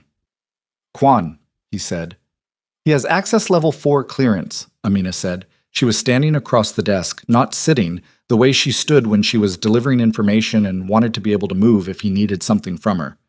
Which shouldn't give him access to those files. Someone elevated his credentials temporarily on 3 separate occasions. The elevation was cleared through an administrator account that traces to Song Jae-wook's login. The mechanism. Song had been the mechanism, not just feeding information himself, but building the pipeline through which others could feed it. Tae looked at the document. Kwon is still in the building. He's in the building. Quietly, Tae said. Have him escorted to building security. Don't tell him why. Don't let him near a phone first. She nodded. Left. Came back 14 minutes later and said it was done, and then sat down. He'd stopped asking her to sit. She'd stopped needing the invitation. And worked on the legal correspondence for the Busan filing response while Tai built the final architecture of what would happen in the Crystal Dragon Ballroom in 5 days. The evenings were different from the days. The days were operational. Calls, files, decisions, the constant intake and processing of information that running a fractured organization under external assault required. The evenings, after the last call and the last briefing and the last decision that couldn't wait, had a different quality. Hyun-kyu went home. The compound settled. Tae remained at his desk and Amina remained at hers, 3 offices down, because her workload had expanded to match the emergency, and she was the kind of person who didn't leave a workload unfinished. He brought her tea once.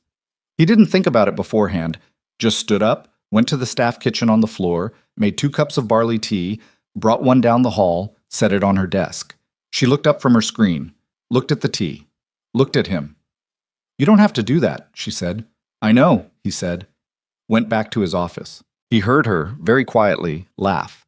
Just once, short, the sound of someone caught off guard by something small and genuine. It followed him back down the hall and sat in his chest in a way he didn't try to analyze. 3 days before the gala, Min-woo moved. Tae was in the war room when Hyun-kyu's phone rang. Hyun-kyu listened for 40 seconds, said nothing except yes twice, hung up, and looked at Tae with the expression he wore when the thing they'd been preparing for had arrived and was larger than hoped. The Busan Consortium filed the additional motion this morning, Hyun-kyu said, 2 hours ago. And in the last 30 minutes, 3 of the debt position entities have sent formal demand notices to the Incheon operation, the Mapo Commercial Holding, and the Yeouido Financial Services arm. simultaneously. Jitai stood very still. He moved early, Hyun-kyu said. He knows the gala is the endgame. He's trying to destabilize the ground before you can stand on it. Jitai turned to the window. 32 floors of glass and steel, and below it the city going about its Tuesday morning with absolute indifference. He pressed one hand against the glass, felt the cold of it through his palm. How long do the demand notices give us before they escalate? 72 hours for formal response. 72 hours. The gala was 68 hours away. Call Park Dae-woon, Ji-tae said. Park Dae-woon was the most expensive commercial litigation attorney in Seoul, a man whose retainer Ji-tae had maintained for 4 years precisely for a moment that required someone who could delay, obstruct, and complicate legal processes with the creative fluency of an artist. Tell him I need 72 hours extended to 96. Whatever it costs, whatever motion, whatever procedural mechanism. I need 4 extra hours on the back end. Done, Hyun-kyu said. And get me everything we have on Min-woo's own legal exposure, everything. Whatever he's been building it through structures. Structures have seams. Ji-tae turned from the window. His face was set in a way that Hyun-kyu recognized. Not the cold he usually wore, something hotter under it, something that had been compressed for a long time and was now finding its direction. I want his seams! Hyun-kyu pulled out his phone, started moving. Ji-tae went back to his desk. Sat. Pulled the gala evidence package toward him. The compiled record of Se-rin's meetings with Min-woo, the financial transfers, the recorded conversations pulled from her phone over 4 weeks of quiet surveillance, the legal consultation records, the asset protection planning documents that her attorney had been foolish enough to store on a server with insufficient security architecture. He reviewed it for the 12th time, looked at it not as documentation but as a sequence, what order it needed to land in, what each piece needed to do to the audience before the next piece arrived. He was still working through it when his door opened without a knock. Se-rin. She was wearing a red coat. Her face was composed, but her eyes were doing the thing they'd done the night she came without calling. Sharp behind the composition, alert, operating at a frequency the performance usually kept covered. She closed the door, stood just inside it. Ji-tae looked at her, looked at the red coat, looked back at her eyes. You're standing, she said. You already knew that, he said. Min-woo told you. A pause, very small. Know what? Se-rin. The word was flat and final, and she heard it and stopped. I don't have time. Say what you came to say. She breathed in. The composition held, but only just. He could see the effort it was taking, the specific muscular work of maintaining a face under pressure. She took 2 steps into the room. I came to tell you to stop, she said. Whatever you're building for the gala, stop. No. Ji-tae, no. You don't understand what he'll do. Her voice dropped. The music gone entirely, something raw under it.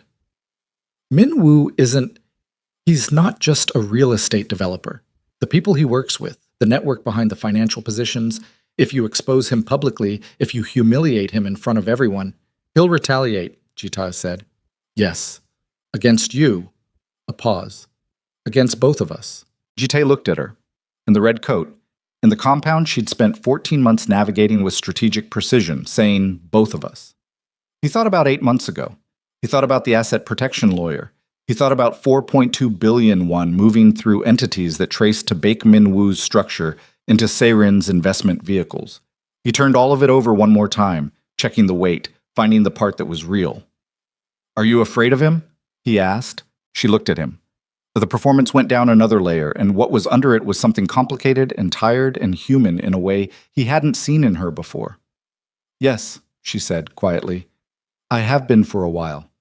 How long has he had something on you? She looked at the window. Almost from the beginning. Ji-tae was quiet. I thought I could manage it, she said. I thought it was something I could contain. The introduction, the early meetings. I thought I was using him. The money was part of it, yes, but I also thought... She stopped, pressed her lips together. I thought I was being smart. And then the things I'd told him, the access I'd given him, it became leverage. And by the time I understood that, I was already in it. The room held the silence. What does he have on you? Ji-tae said. Communications, she said. From early in our engagement, things I said about you, about the syndicate. She looked at her hands. Things that, if released publicly, would... She didn't finish the sentence. Destroy you. Destroy me, she agreed. Jite looked at her for a long moment. At the woman he had planned to marry, standing in the room she had walked through countless times in the role of the devoted fiancé, stripped now of that role, just a person who had made bad calculations and gotten caught inside them. He felt the weight of it. Let it have the full weight it deserved. Then he moved past it. You should have told me, he said. You were in a wheelchair. Before that, she had nothing for that. He hadn't expected her to. I'm going to proceed with the gala, he said. Everything is planned. You'll stand at that podium and say the words you've prepared, and then I'm going to stand up, and that's when it changes. If you cooperate, fully, completely, starting right now, I will deal with what Minwoo has on you before the event. I will remove it. He looked at her directly. If you don't cooperate, I leave you in the room with what happens. She stared at him. You can get to his servers. I can get to anything I need to get to. A long silence.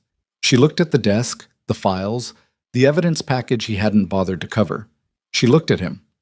Whatever calculation she was running, it ran fast because she was not a slow thinker. That had never been the problem with her. All right, she said. I need everything. The communications with Minwoo from the beginning, the attorney records, the account details for every vehicle that received transfers. Everything. Tonight, she said. Tonight. She left. Jitai sat with the silence. Then he called Hyun-kyu. Serin is going to deliver a full information package tonight. I need a team ready to process it, and I need our best people on Minwoo's server infrastructure by tomorrow morning. Hyun-kyu was quiet for half a second. She turned. She was always going to turn, Jitai said. She's a survivor. She just needed to see which side was more survivable. The night before the gala, Jitai did not sleep. He sat at his desk and worked until 2 a.m. and then walked the compound in the dark. Actually walked it, through the corridors and down to the ground floor and out into the garden. The cold night air sharp in his lungs after weeks of climate-controlled indoor air. He stood in the garden for a while. The late-season flowers near the east wall were still there. He looked at them in the dark and thought about what Amina had said. Something about them surviving this long into the cold seemed like they were trying to say something, and he still didn't know exactly what they were saying, but he was fairly sure it was something about persistence, outlasting the conditions designed to end it. He heard the door behind him. He knew the footsteps. Amina came to stand beside him, a few feet of space between them, a cup of something hot in her hands. She was in a heavy sweater, no coat, like she'd come out quickly without thinking about the temperature. She looked at the garden, didn't say anything immediately. Why are you still here? He said. Not accusatory, just the actual question. I was finishing the response brief for the Yeouido demand notice, she said. Hyun-kyu needed it for the morning. It's 2 a.m. It needed to be done. He looked at the flowers.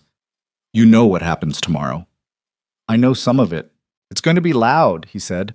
Public. Everything that's been built in this compound for the past month.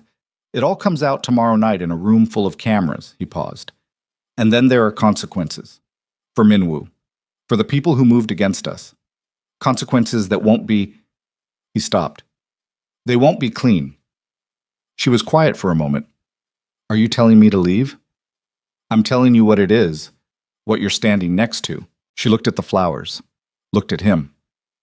I've known what I was standing next to since the day I took the job, she said. I told you that. Knowing it abstractly and knowing it when it's, I know it, she said. Simply, without defensiveness, without performance.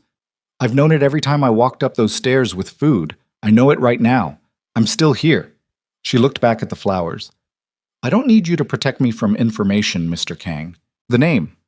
The formal name, gentle and habitual and almost affectionate in its consistency.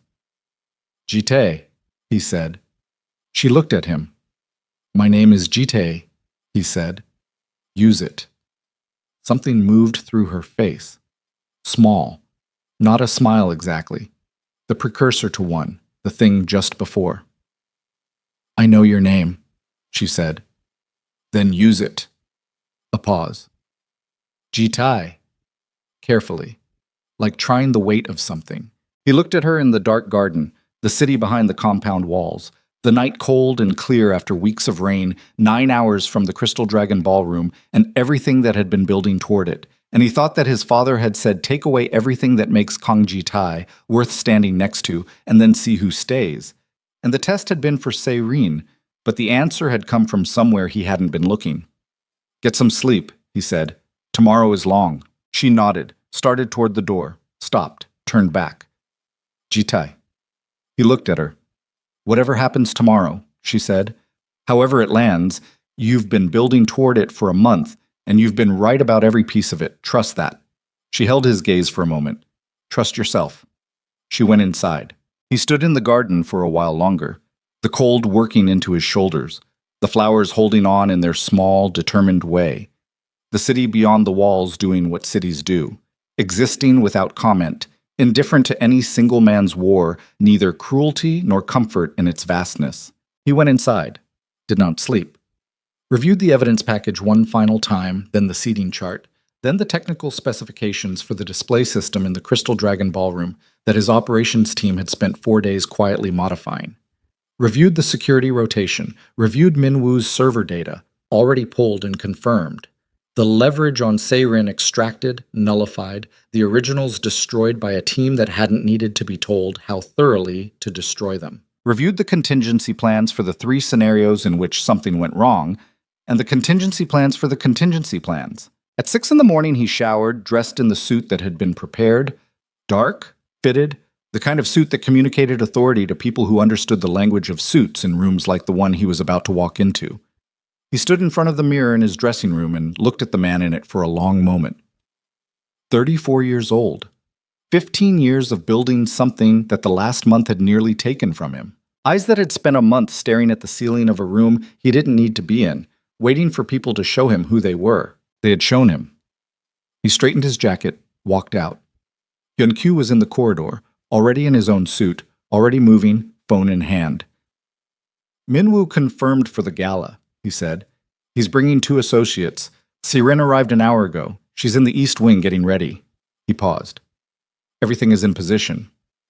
And Song, released from confinement this morning as you instructed, he'll be at the gala. Hyun-kyu's voice was neutral on this, which meant he had a private opinion about the wisdom of it, that he was exercising the professional restraint not to share. He knows what his role is. He'll play it, Jitai said. He doesn't have another option, and he's smart enough to know it. They walked toward the elevator. The compound around them was awake and running, the particular focused energy of an organization that knew something significant was happening tonight and was performing normalcy over it with practiced discipline. One more thing, Hyun-kyu said. He pulled out a single printed page. The financial team ran Minwoo's exposure analysis. The seams you asked for. He handed over the page. 3 of his Singapore entities have undisclosed beneficial ownership issues that violate MAS regulations. The Cayman vehicle has a reporting gap that puts it in direct conflict with FATF guidelines. And a slight pause.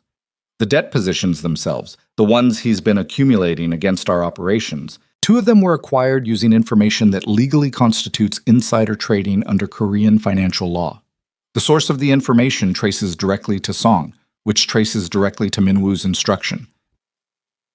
Jitai looked at the page. He built his weapon out of materials that are themselves illegal. He did, Hyun-kyu said, which means when we expose what he did to us, we simultaneously expose what he used to do it, and the legal consequence lands on him before he can redirect it. The elevator arrived. They stepped in. Jitai folded the page, put it in his jacket pocket, pressed the button, watched the doors close on the corridor, the compound, the month of careful construction that was about to either hold or break under the weight of 500 witnesses and a ballroom full of cameras.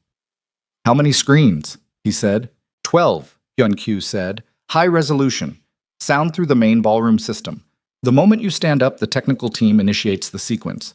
45 seconds of buffer and then it runs. Jitai looked at the elevator doors. His reflection in them, dark suit, hands at his sides. The specific quality of stillness that he had learned early was the most powerful thing a man in his position could project in the moments before something detonated.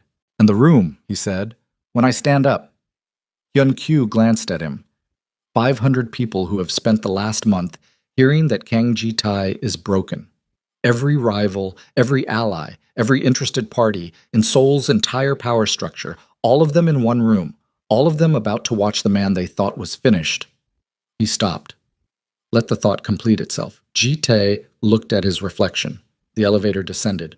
The Crystal Dragon Ballroom was 6 kilometers away, and in it the chandeliers were being lit, and the tables were being dressed, and the cameras were being positioned, and Baek Min-woo was selecting a tie, and Serin was standing in front of a mirror much like this one, preparing the face she would wear to the room that would end her. The Crystal Dragon Ballroom occupied the entire 4th floor of the Hansung Grand, a hotel that had been built in the early 90s by a conglomerate with ambitions larger than its taste, and which had since been renovated twice into something that managed to be simultaneously excessive and genuinely impressive. 40-meter ceilings, 3 tiers of chandelier, floor-to-ceiling windows along the western wall that faced the Han River and caught the city lights in a way that made every event held there feel like it was occurring at the center of something important. Tonight the room was dressed in white and black. 500 chairs filled, 12 screens positioned at intervals along the walls and above the main stage. The technical crew invisible in the way that good technical crews are invisible. Present everywhere, noticed nowhere. Jite arrived at 7:58. He came through the service entrance with Hyun-kyu and 2 members of the security rotation because the entrance you used communicated something about the mode you were operating in, and the mode he was operating in tonight did not require a public arrival. He needed to be in the room before anyone knew he was there. He needed to be positioned before the moment came, not processed through it. The green room adjacent to the main stage was empty when they arrived. Jite stood in it and breathed and listened to the sound of 500 people assembling on the other side of a wall. The specific collective sound of Seoul's power structure in a social context. The layered noise of performance and alcohol and carefully managed proximity between people who needed each other and did not trust each other, and had organized an entire vocabulary of behavior around that precise tension. Hyun-kyu checked his phone. Serin is at the main table. Min-woo arrived 8 minutes ago. East side, table 6, clear sight line to the stage. He paused. Song is at the inner circle table. He hasn't spoken to Min-woo. He won't, Jitai said. He knows what tonight is. O's flight landed in Incheon 2 hours ago, Hyun-kyu said. Jitae looked at him. He came back. We sent the message you approved. He understood what it meant. Hyun-kyu's voice was carefully neutral. He's outside. He came alone. Jitae had spent 2 days deciding what to do about Oh Sung-nam. The man had run, boarded a plane at 6:40 a.m. with a carry-on full of organizational intelligence and a plan to be in Singapore when the structure he'd helped destabilize finally collapsed. He had been, in the clinical calculation of betrayal, more dangerous than Song because he had more seniority, more institutional knowledge, more relationships built over more years that could be weaponized against the syndicate's continuity. He had also, when Jitae sent a single encrypted message through the channel that only the Inner Circle's original members knew, gotten on a plane back. That meant something. Jitae hadn't decided yet what it meant exactly, but it meant something, and he had learned over 15 years that the things that meant something were worth allowing space to mean it before acting. He stays outside until I say, Jitae said. Then bring him in through the service entrance, not the main floor. Hyun-kyu nodded. The wheelchair, Jitae said. A member of the security team produced it from the adjoining storage room. The same chair Jitae had sat in for a month, now serving one final purpose. Jitae looked at it, sat in it, felt the particular quality of the constraint, the way it positioned the body in submission to circumstance, the way it changed how a room would look at him when he entered it. One last time. Ready, he said. Bum. He entered the ballroom at 8:43. Pushed by a member of the household staff who had been briefed, who kept his face composed and his pace steady as 500 people registered the arrival of the Black Viper's chairman in a wheelchair, diminished and present simultaneously, the symbol of everything that had shifted in Seoul's hierarchy over the past month, made physical and visible. The room adjusted. It didn't stop. It was too practiced a room to stop. But it adjusted, the way water adjusts around an object placed in it, the attention flowing and reshaping without announcing itself. Jitae felt it on his skin, felt the specific quality of 500 people recalibrating their read of the situation based on the data point of his physical presence. He kept his face composed. Not cold. He'd decided against cold tonight, against the controlled blankness he usually brought to rooms like this. Tonight, his face was simply present, which was in its own way more unsettling to people who were used to the blankness. He saw Minwoo at table 6. Minwoo was 42 and looked like the version of himself he had constructed for rooms like this. Expensive suit, the specific tan of a man who traveled to places that required it, a face trained in the social confidence of new money that had been around long enough to develop a patina of ease. He was talking to the man on his left when Jitai entered. He registered Jitai's entrance the way everyone did, a flicker of attention, a recalibration, and then he looked back to his conversation, and Jitai watched him do it and understood the calculation in it. Look too long at the man in the wheelchair, and you signal awareness of your own position relative to him.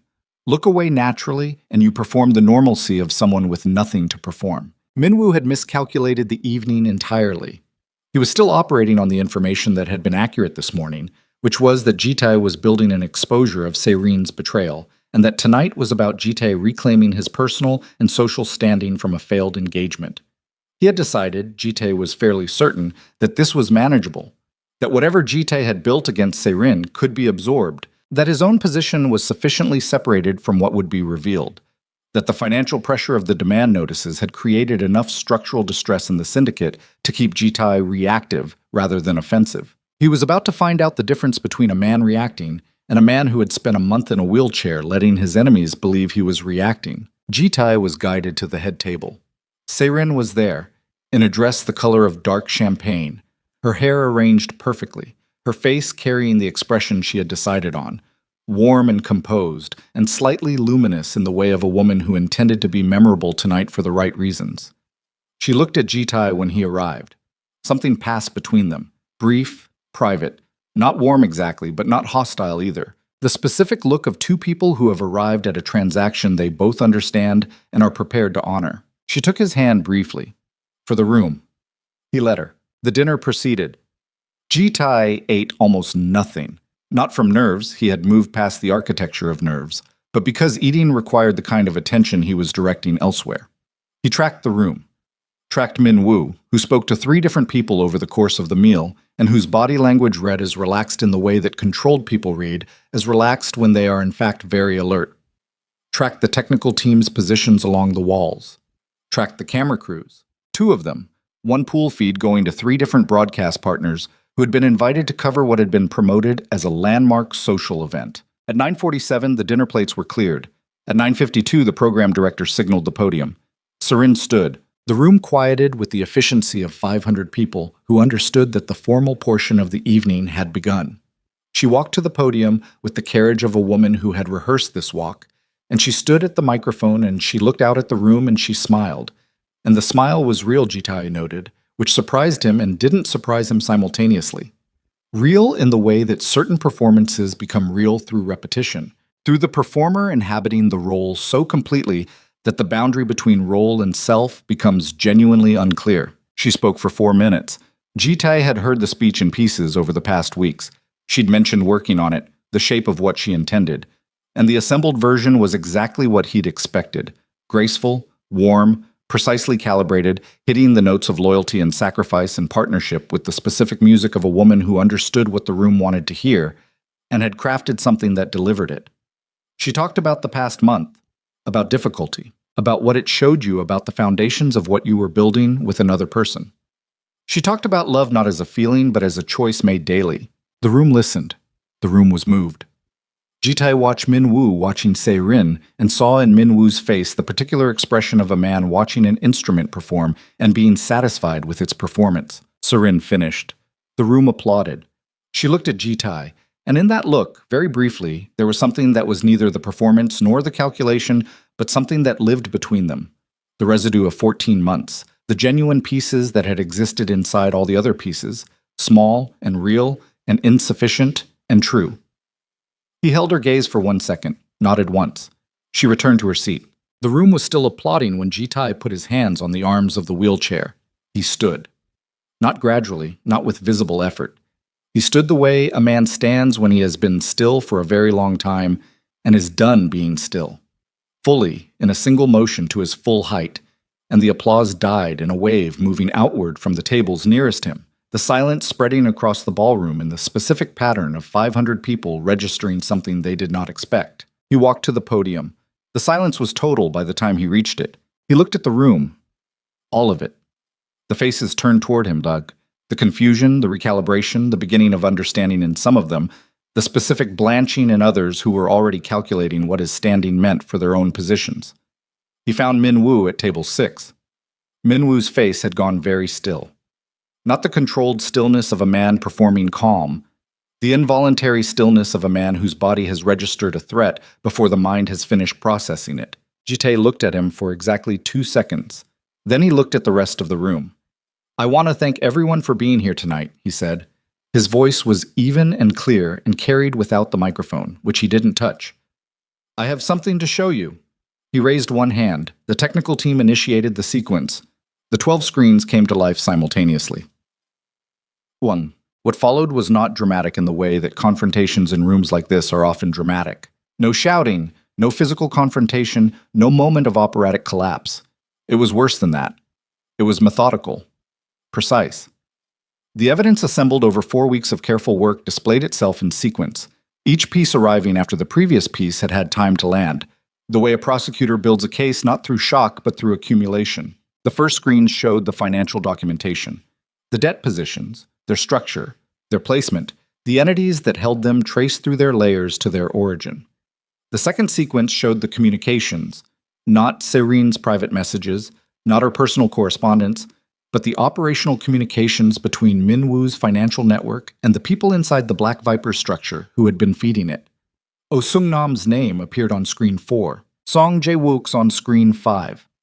The routing of Kwon Tae-hyun's elevated access credentials on screen 6. The room absorbed all of this in something close to silence. Not complete silence. There were sounds, the specific sounds of 500 people processing something collectively, the shift of chairs, the low breath of shock, the clink of a glass set down too hard. But no one spoke. The room was held by the sequence, by the cumulative weight of it, by the specific gravity of watching something that had been hidden become irreversibly visible. The seventh screen showed the insider trading documentation. At table 6, Baek Min Woo's face completed its transition from stillness to the expression of a man understanding the full shape of where he is standing. He looked at the screen, looked at Jitae at the podium. His jaw tightened once. Something moved through his eyes. Not fear exactly, something colder than fear, the specific emotion of a man who has built carefully and watched the building fail. He started to stand. 2 members of Jitae's security team, who had been positioned at the ends of his row, stepped into the aisle simultaneously. They didn't touch him. They didn't need to. Min Woo looked at them, looked at the room, the cameras, 500 witnesses, sat back down. Jitae watched him do it. "The demand notices sent this week to 3 of our operational entities," Jitae said, his voice still even, still carrying without effort, "were assembled using information obtained through insider access to our organizational structure. The legal team will be filing criminal referrals with the Financial Services Commission tomorrow morning. The full documentation has already been transmitted to the appropriate regulatory bodies in Singapore and the Cayman Islands." He paused. "The men responsible inside and outside this organization have already been identified."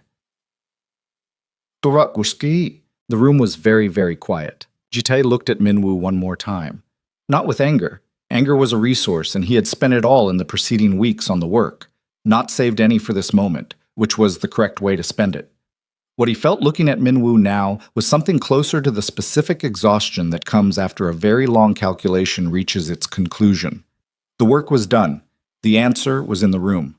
There was nothing left to feel about it except the clean, flat fact of it.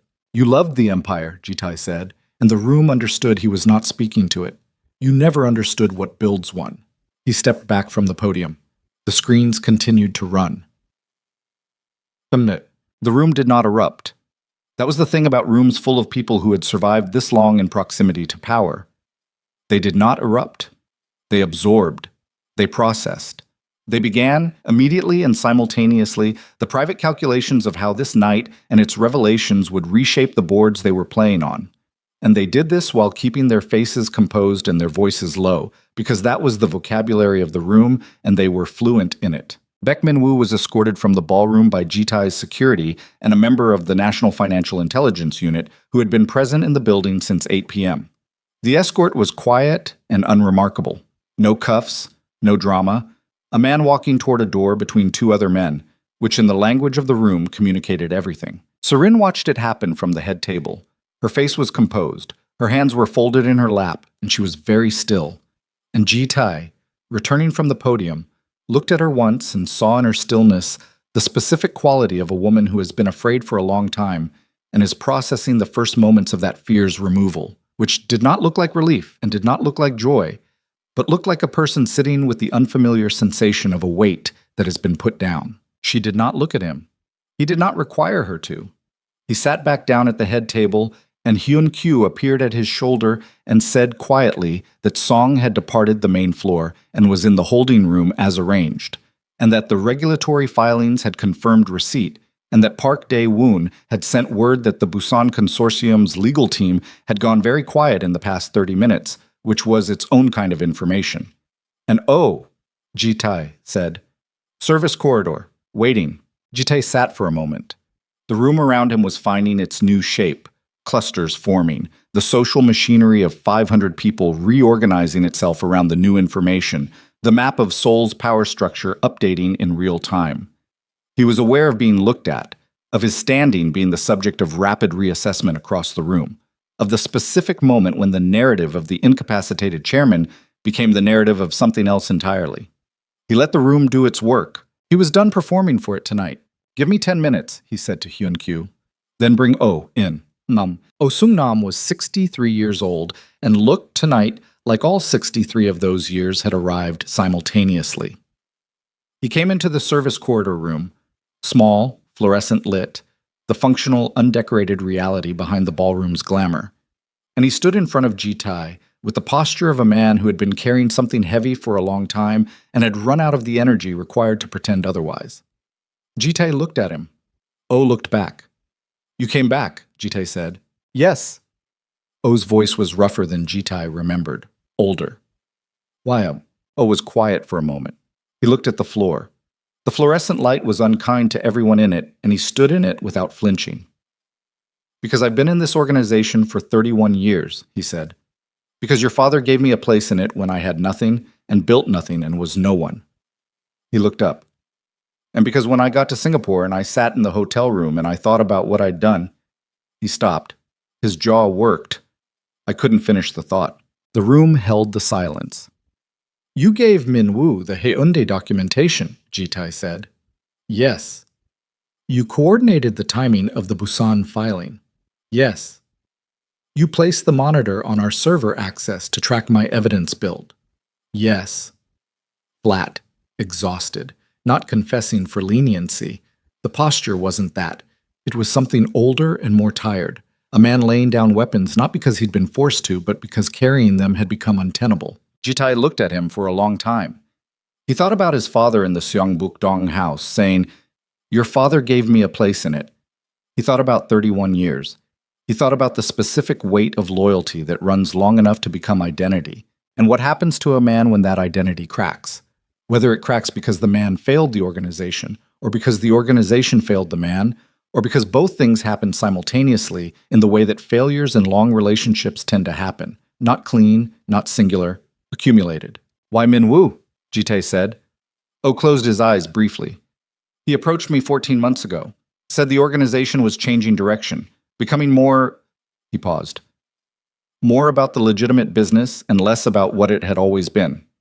He said the old guard was being pushed out gradually and that by the time it was obvious, it would be too late." A pause. He wasn't entirely wrong about the direction. Ji-tae absorbed this. "You were afraid of becoming irrelevant. I was afraid of watching everything we built become something I didn't recognize." Oh looked at him directly. "I was wrong about the method. I was wrong about Min-woo. I was wrong about..." He stopped. "I was wrong." The fluorescent light hummed. Somewhere through the wall, the ballroom continued its reorganization, the sounds of it muffled and distant. "Go home," Ji-tae said. Oh looked at him, uncertain. "Go home tonight," Ji-tae said. "Don't contact anyone. Don't leave the city. I'll be in touch in 72 hours about what comes next." He held Oh's gaze. "I'm not telling you this is resolved. I'm telling you I'm not finished thinking about it. There's a difference." Oh stood there for a moment. Something moved through his face. Not gratitude exactly. Something more complicated than gratitude. The expression of a man who had expected one thing and received something that required more of him, in a way, than what he'd expected. He nodded once, walked to the door, stopped with his hand on it. "Your father would have done the same thing," he said, quietly. Thought it through before acting. He never wasted anything, not even the people who failed him. He left. Jitae stood alone in the fluorescent room for a while. Thought about his father, about a house in Seongbuk-dong and green tea and a bird in the garden and an old man who had built something from blood and sacrifice and had known, always, that the thing you built was only as durable as the quality of attention you paid to what you were building it from. He was still standing there when the door opened again and Hyun-kyu looked in. "She's asking for 5 minutes," he said. "Say her in." Jitae straightened his jacket. "Send her in." She came in and stood in the same fluorescent light, and it did to her what it did to everyone, stripped the arrangement from everything, and what was left was a woman who was 32 years old and tired in a way that Jitae recognized because he was tired in the same way. The specific tiredness of people who have been performing continuously for so long that the performance and the rest feel like the same thing. "It's done," she said. "It's done," he agreed. She looked at the wall. "The leverage he had on me, destroyed. The originals and every copy we could find. My technical team is good." She breathed in, out. Something in her shoulders changed, not dropped exactly, but altered in the way of a structure removing a load-bearing element that had been load-bearing in the wrong direction, a tension releasing that had been doing damage by existing. "I'm sorry," she said. Jitae looked at her. The word landed, and he let it land, and he didn't move away from it. "I know," he said. "I did love you," she said, "not in the way you deserved, but it wasn't nothing." He thought about that, about the 14 months, about the specific truth of it, not nothing, and also not enough, and both of those things were true simultaneously without canceling each other. "I know that too," he said. She looked at him for a moment. Her eyes were dry, which he had expected. Thayrin cried when it was useful and not otherwise, and this was not a moment when it was useful. But the eyes had something in them that was real, that didn't require a category. "The woman," Thayrin said, "your secretary." Jitae was quiet. "I noticed," Thayrin said, "earlier in the month, the way the staff talked about her coming upstairs. The way—" She paused. "The way you talked about her, the one time you mentioned her, not what you said. The way you said it." She looked at the floor. "She's not what I would have predicted for you." "No," Jitae said. "She's good, though," Thayrin said. Quiet. Not generous exactly. More accurate, the specific honesty of a woman who had nothing left to protect by being dishonest. "I could see that. Whatever else she is, she's actually good." Jitae looked at the wall. "Yes," he said. "She is." Serin straightened, smoothed the front of her dress in the reflexive gesture of a woman preparing to re-enter a room. "I'll have my people begin the formal dissolution process this week," she said. "I'll be cooperative.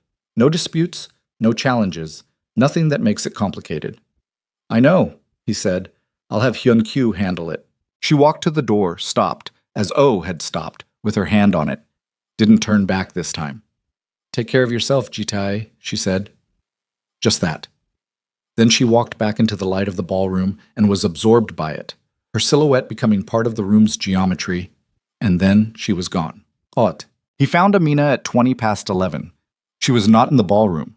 She had never been in the ballroom. He had not asked her to attend. She was not part of the machinery of the evening in any operational sense. He had thought she would be in the office, working, which was where she was when he arrived at the compound. He knocked on her door. She said, "Come in," and he came in, and she looked up from her screen and took in the suit and the hour and his face and said nothing, which was the right thing. He sat down in the chair across from her desk, loosened his tie. The first time he had loosened anything since morning. He sat in the chair with his elbows on his knees and looked at his hands and was, for the first time in a month, not doing anything. Not planning, not tracking, not performing, not managing. Just sitting in a chair in a lit office at 20 past 11 while a city settled into its night outside and a building around him processed the aftermath of what had happened in the Crystal Dragon Ballroom. Amina watched him. She had turned away from her screen. Her hands were folded on the desk. She waited. "It's done," he said. "I heard," she said, gently. Hyun-kyu texted. He looked at his hands. Minwoo is in custody. The regulatory filings are submitted. The Busan legal team has gone quiet. Song is cooperating. Oh, is... He paused. A question I'm not ready to answer tonight. She nodded. Se-rin is... He stopped again, looked for the word, and found that there wasn't a single one. She's going to be all right, he said finally. Eventually. That's good, Amina said, simply, without subtext. He looked at her. She held his gaze in the way she'd been holding it more frequently in the past few weeks, not performing the steadiness, but actually possessing it. A woman who had decided somewhere along the way that she wasn't going to look away from him just because the looking was complicated. I want to show you something, he said.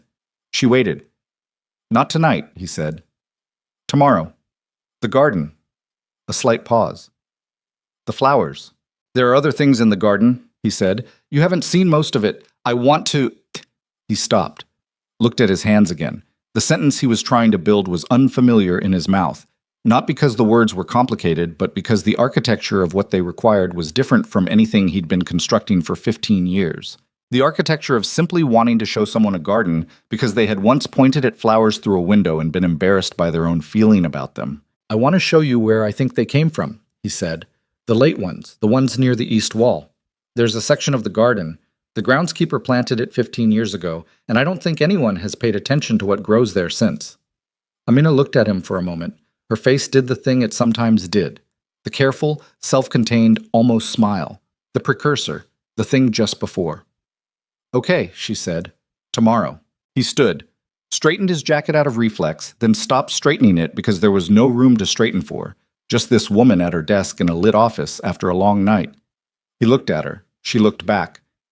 Thank you, he said. For all of it. The food. The stairwell. The compliance audit. He paused. For telling me to trust myself. She looked at her desk for a moment, then back at him. You did the work, she said. I just brought dinner. That was the work, he said. That was the part that mattered. She was quiet. The almost smile came fully this time, brief and real. The kind of smile that didn't stay long because it didn't need to. It said what it said and was sufficient. He walked to the door. Go home, he said. Sleep. In a bit, she said, already turning back to her screen. He stood in the doorway for one moment, looked at her at her desk in the lamplight, in the compound that was still and settling, in the building that had held everything that had happened over the past month and was still standing. He thought about his father, about the stone you turn over, about the weight that is what it appears to be and doesn't have a trick on either side. He left her to her work. The garden the next evening was cold and clear. The sky over Seoul doing the thing it did in late autumn when the air pressure shifted, a specific shade of gray-gold at the horizon, the light low and directional, making ordinary things look briefly deliberate. Ji-tae had told the ground staff to leave the east section alone, and so the late flowers were still there.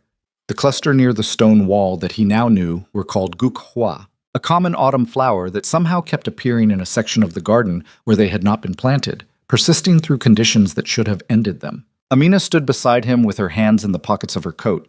She looked at the flowers. He looked at them too.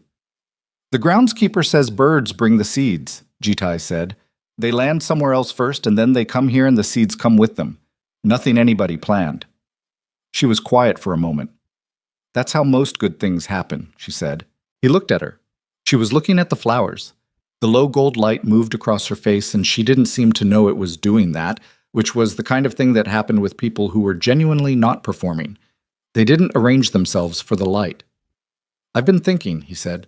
She glanced at him, waited. About what this organization is, he said, what it should become. The direction O was afraid of, more legitimate, less of the other thing. He looked at the flowers. He wasn't wrong that the direction was changing. He was wrong about whether that was something to fight. He paused. It's going to be slow. It's going to be complicated. There are 15 years of structure that doesn't change overnight. But you're changing it, she said. I'm deciding to change it, he said. Which is the first part. She nodded slowly, looked at the east wall, the city visible above it in the evening light, the skyline that was different from every angle depending on where you stood. I need good people around me for that, he said. People who are not there because of what proximity to me means for their own standing. He looked at her.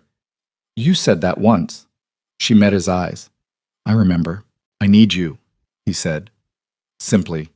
The plain statement of it, with no architecture around it, no performance. Not just for the work, although the work too, you're very good at the work.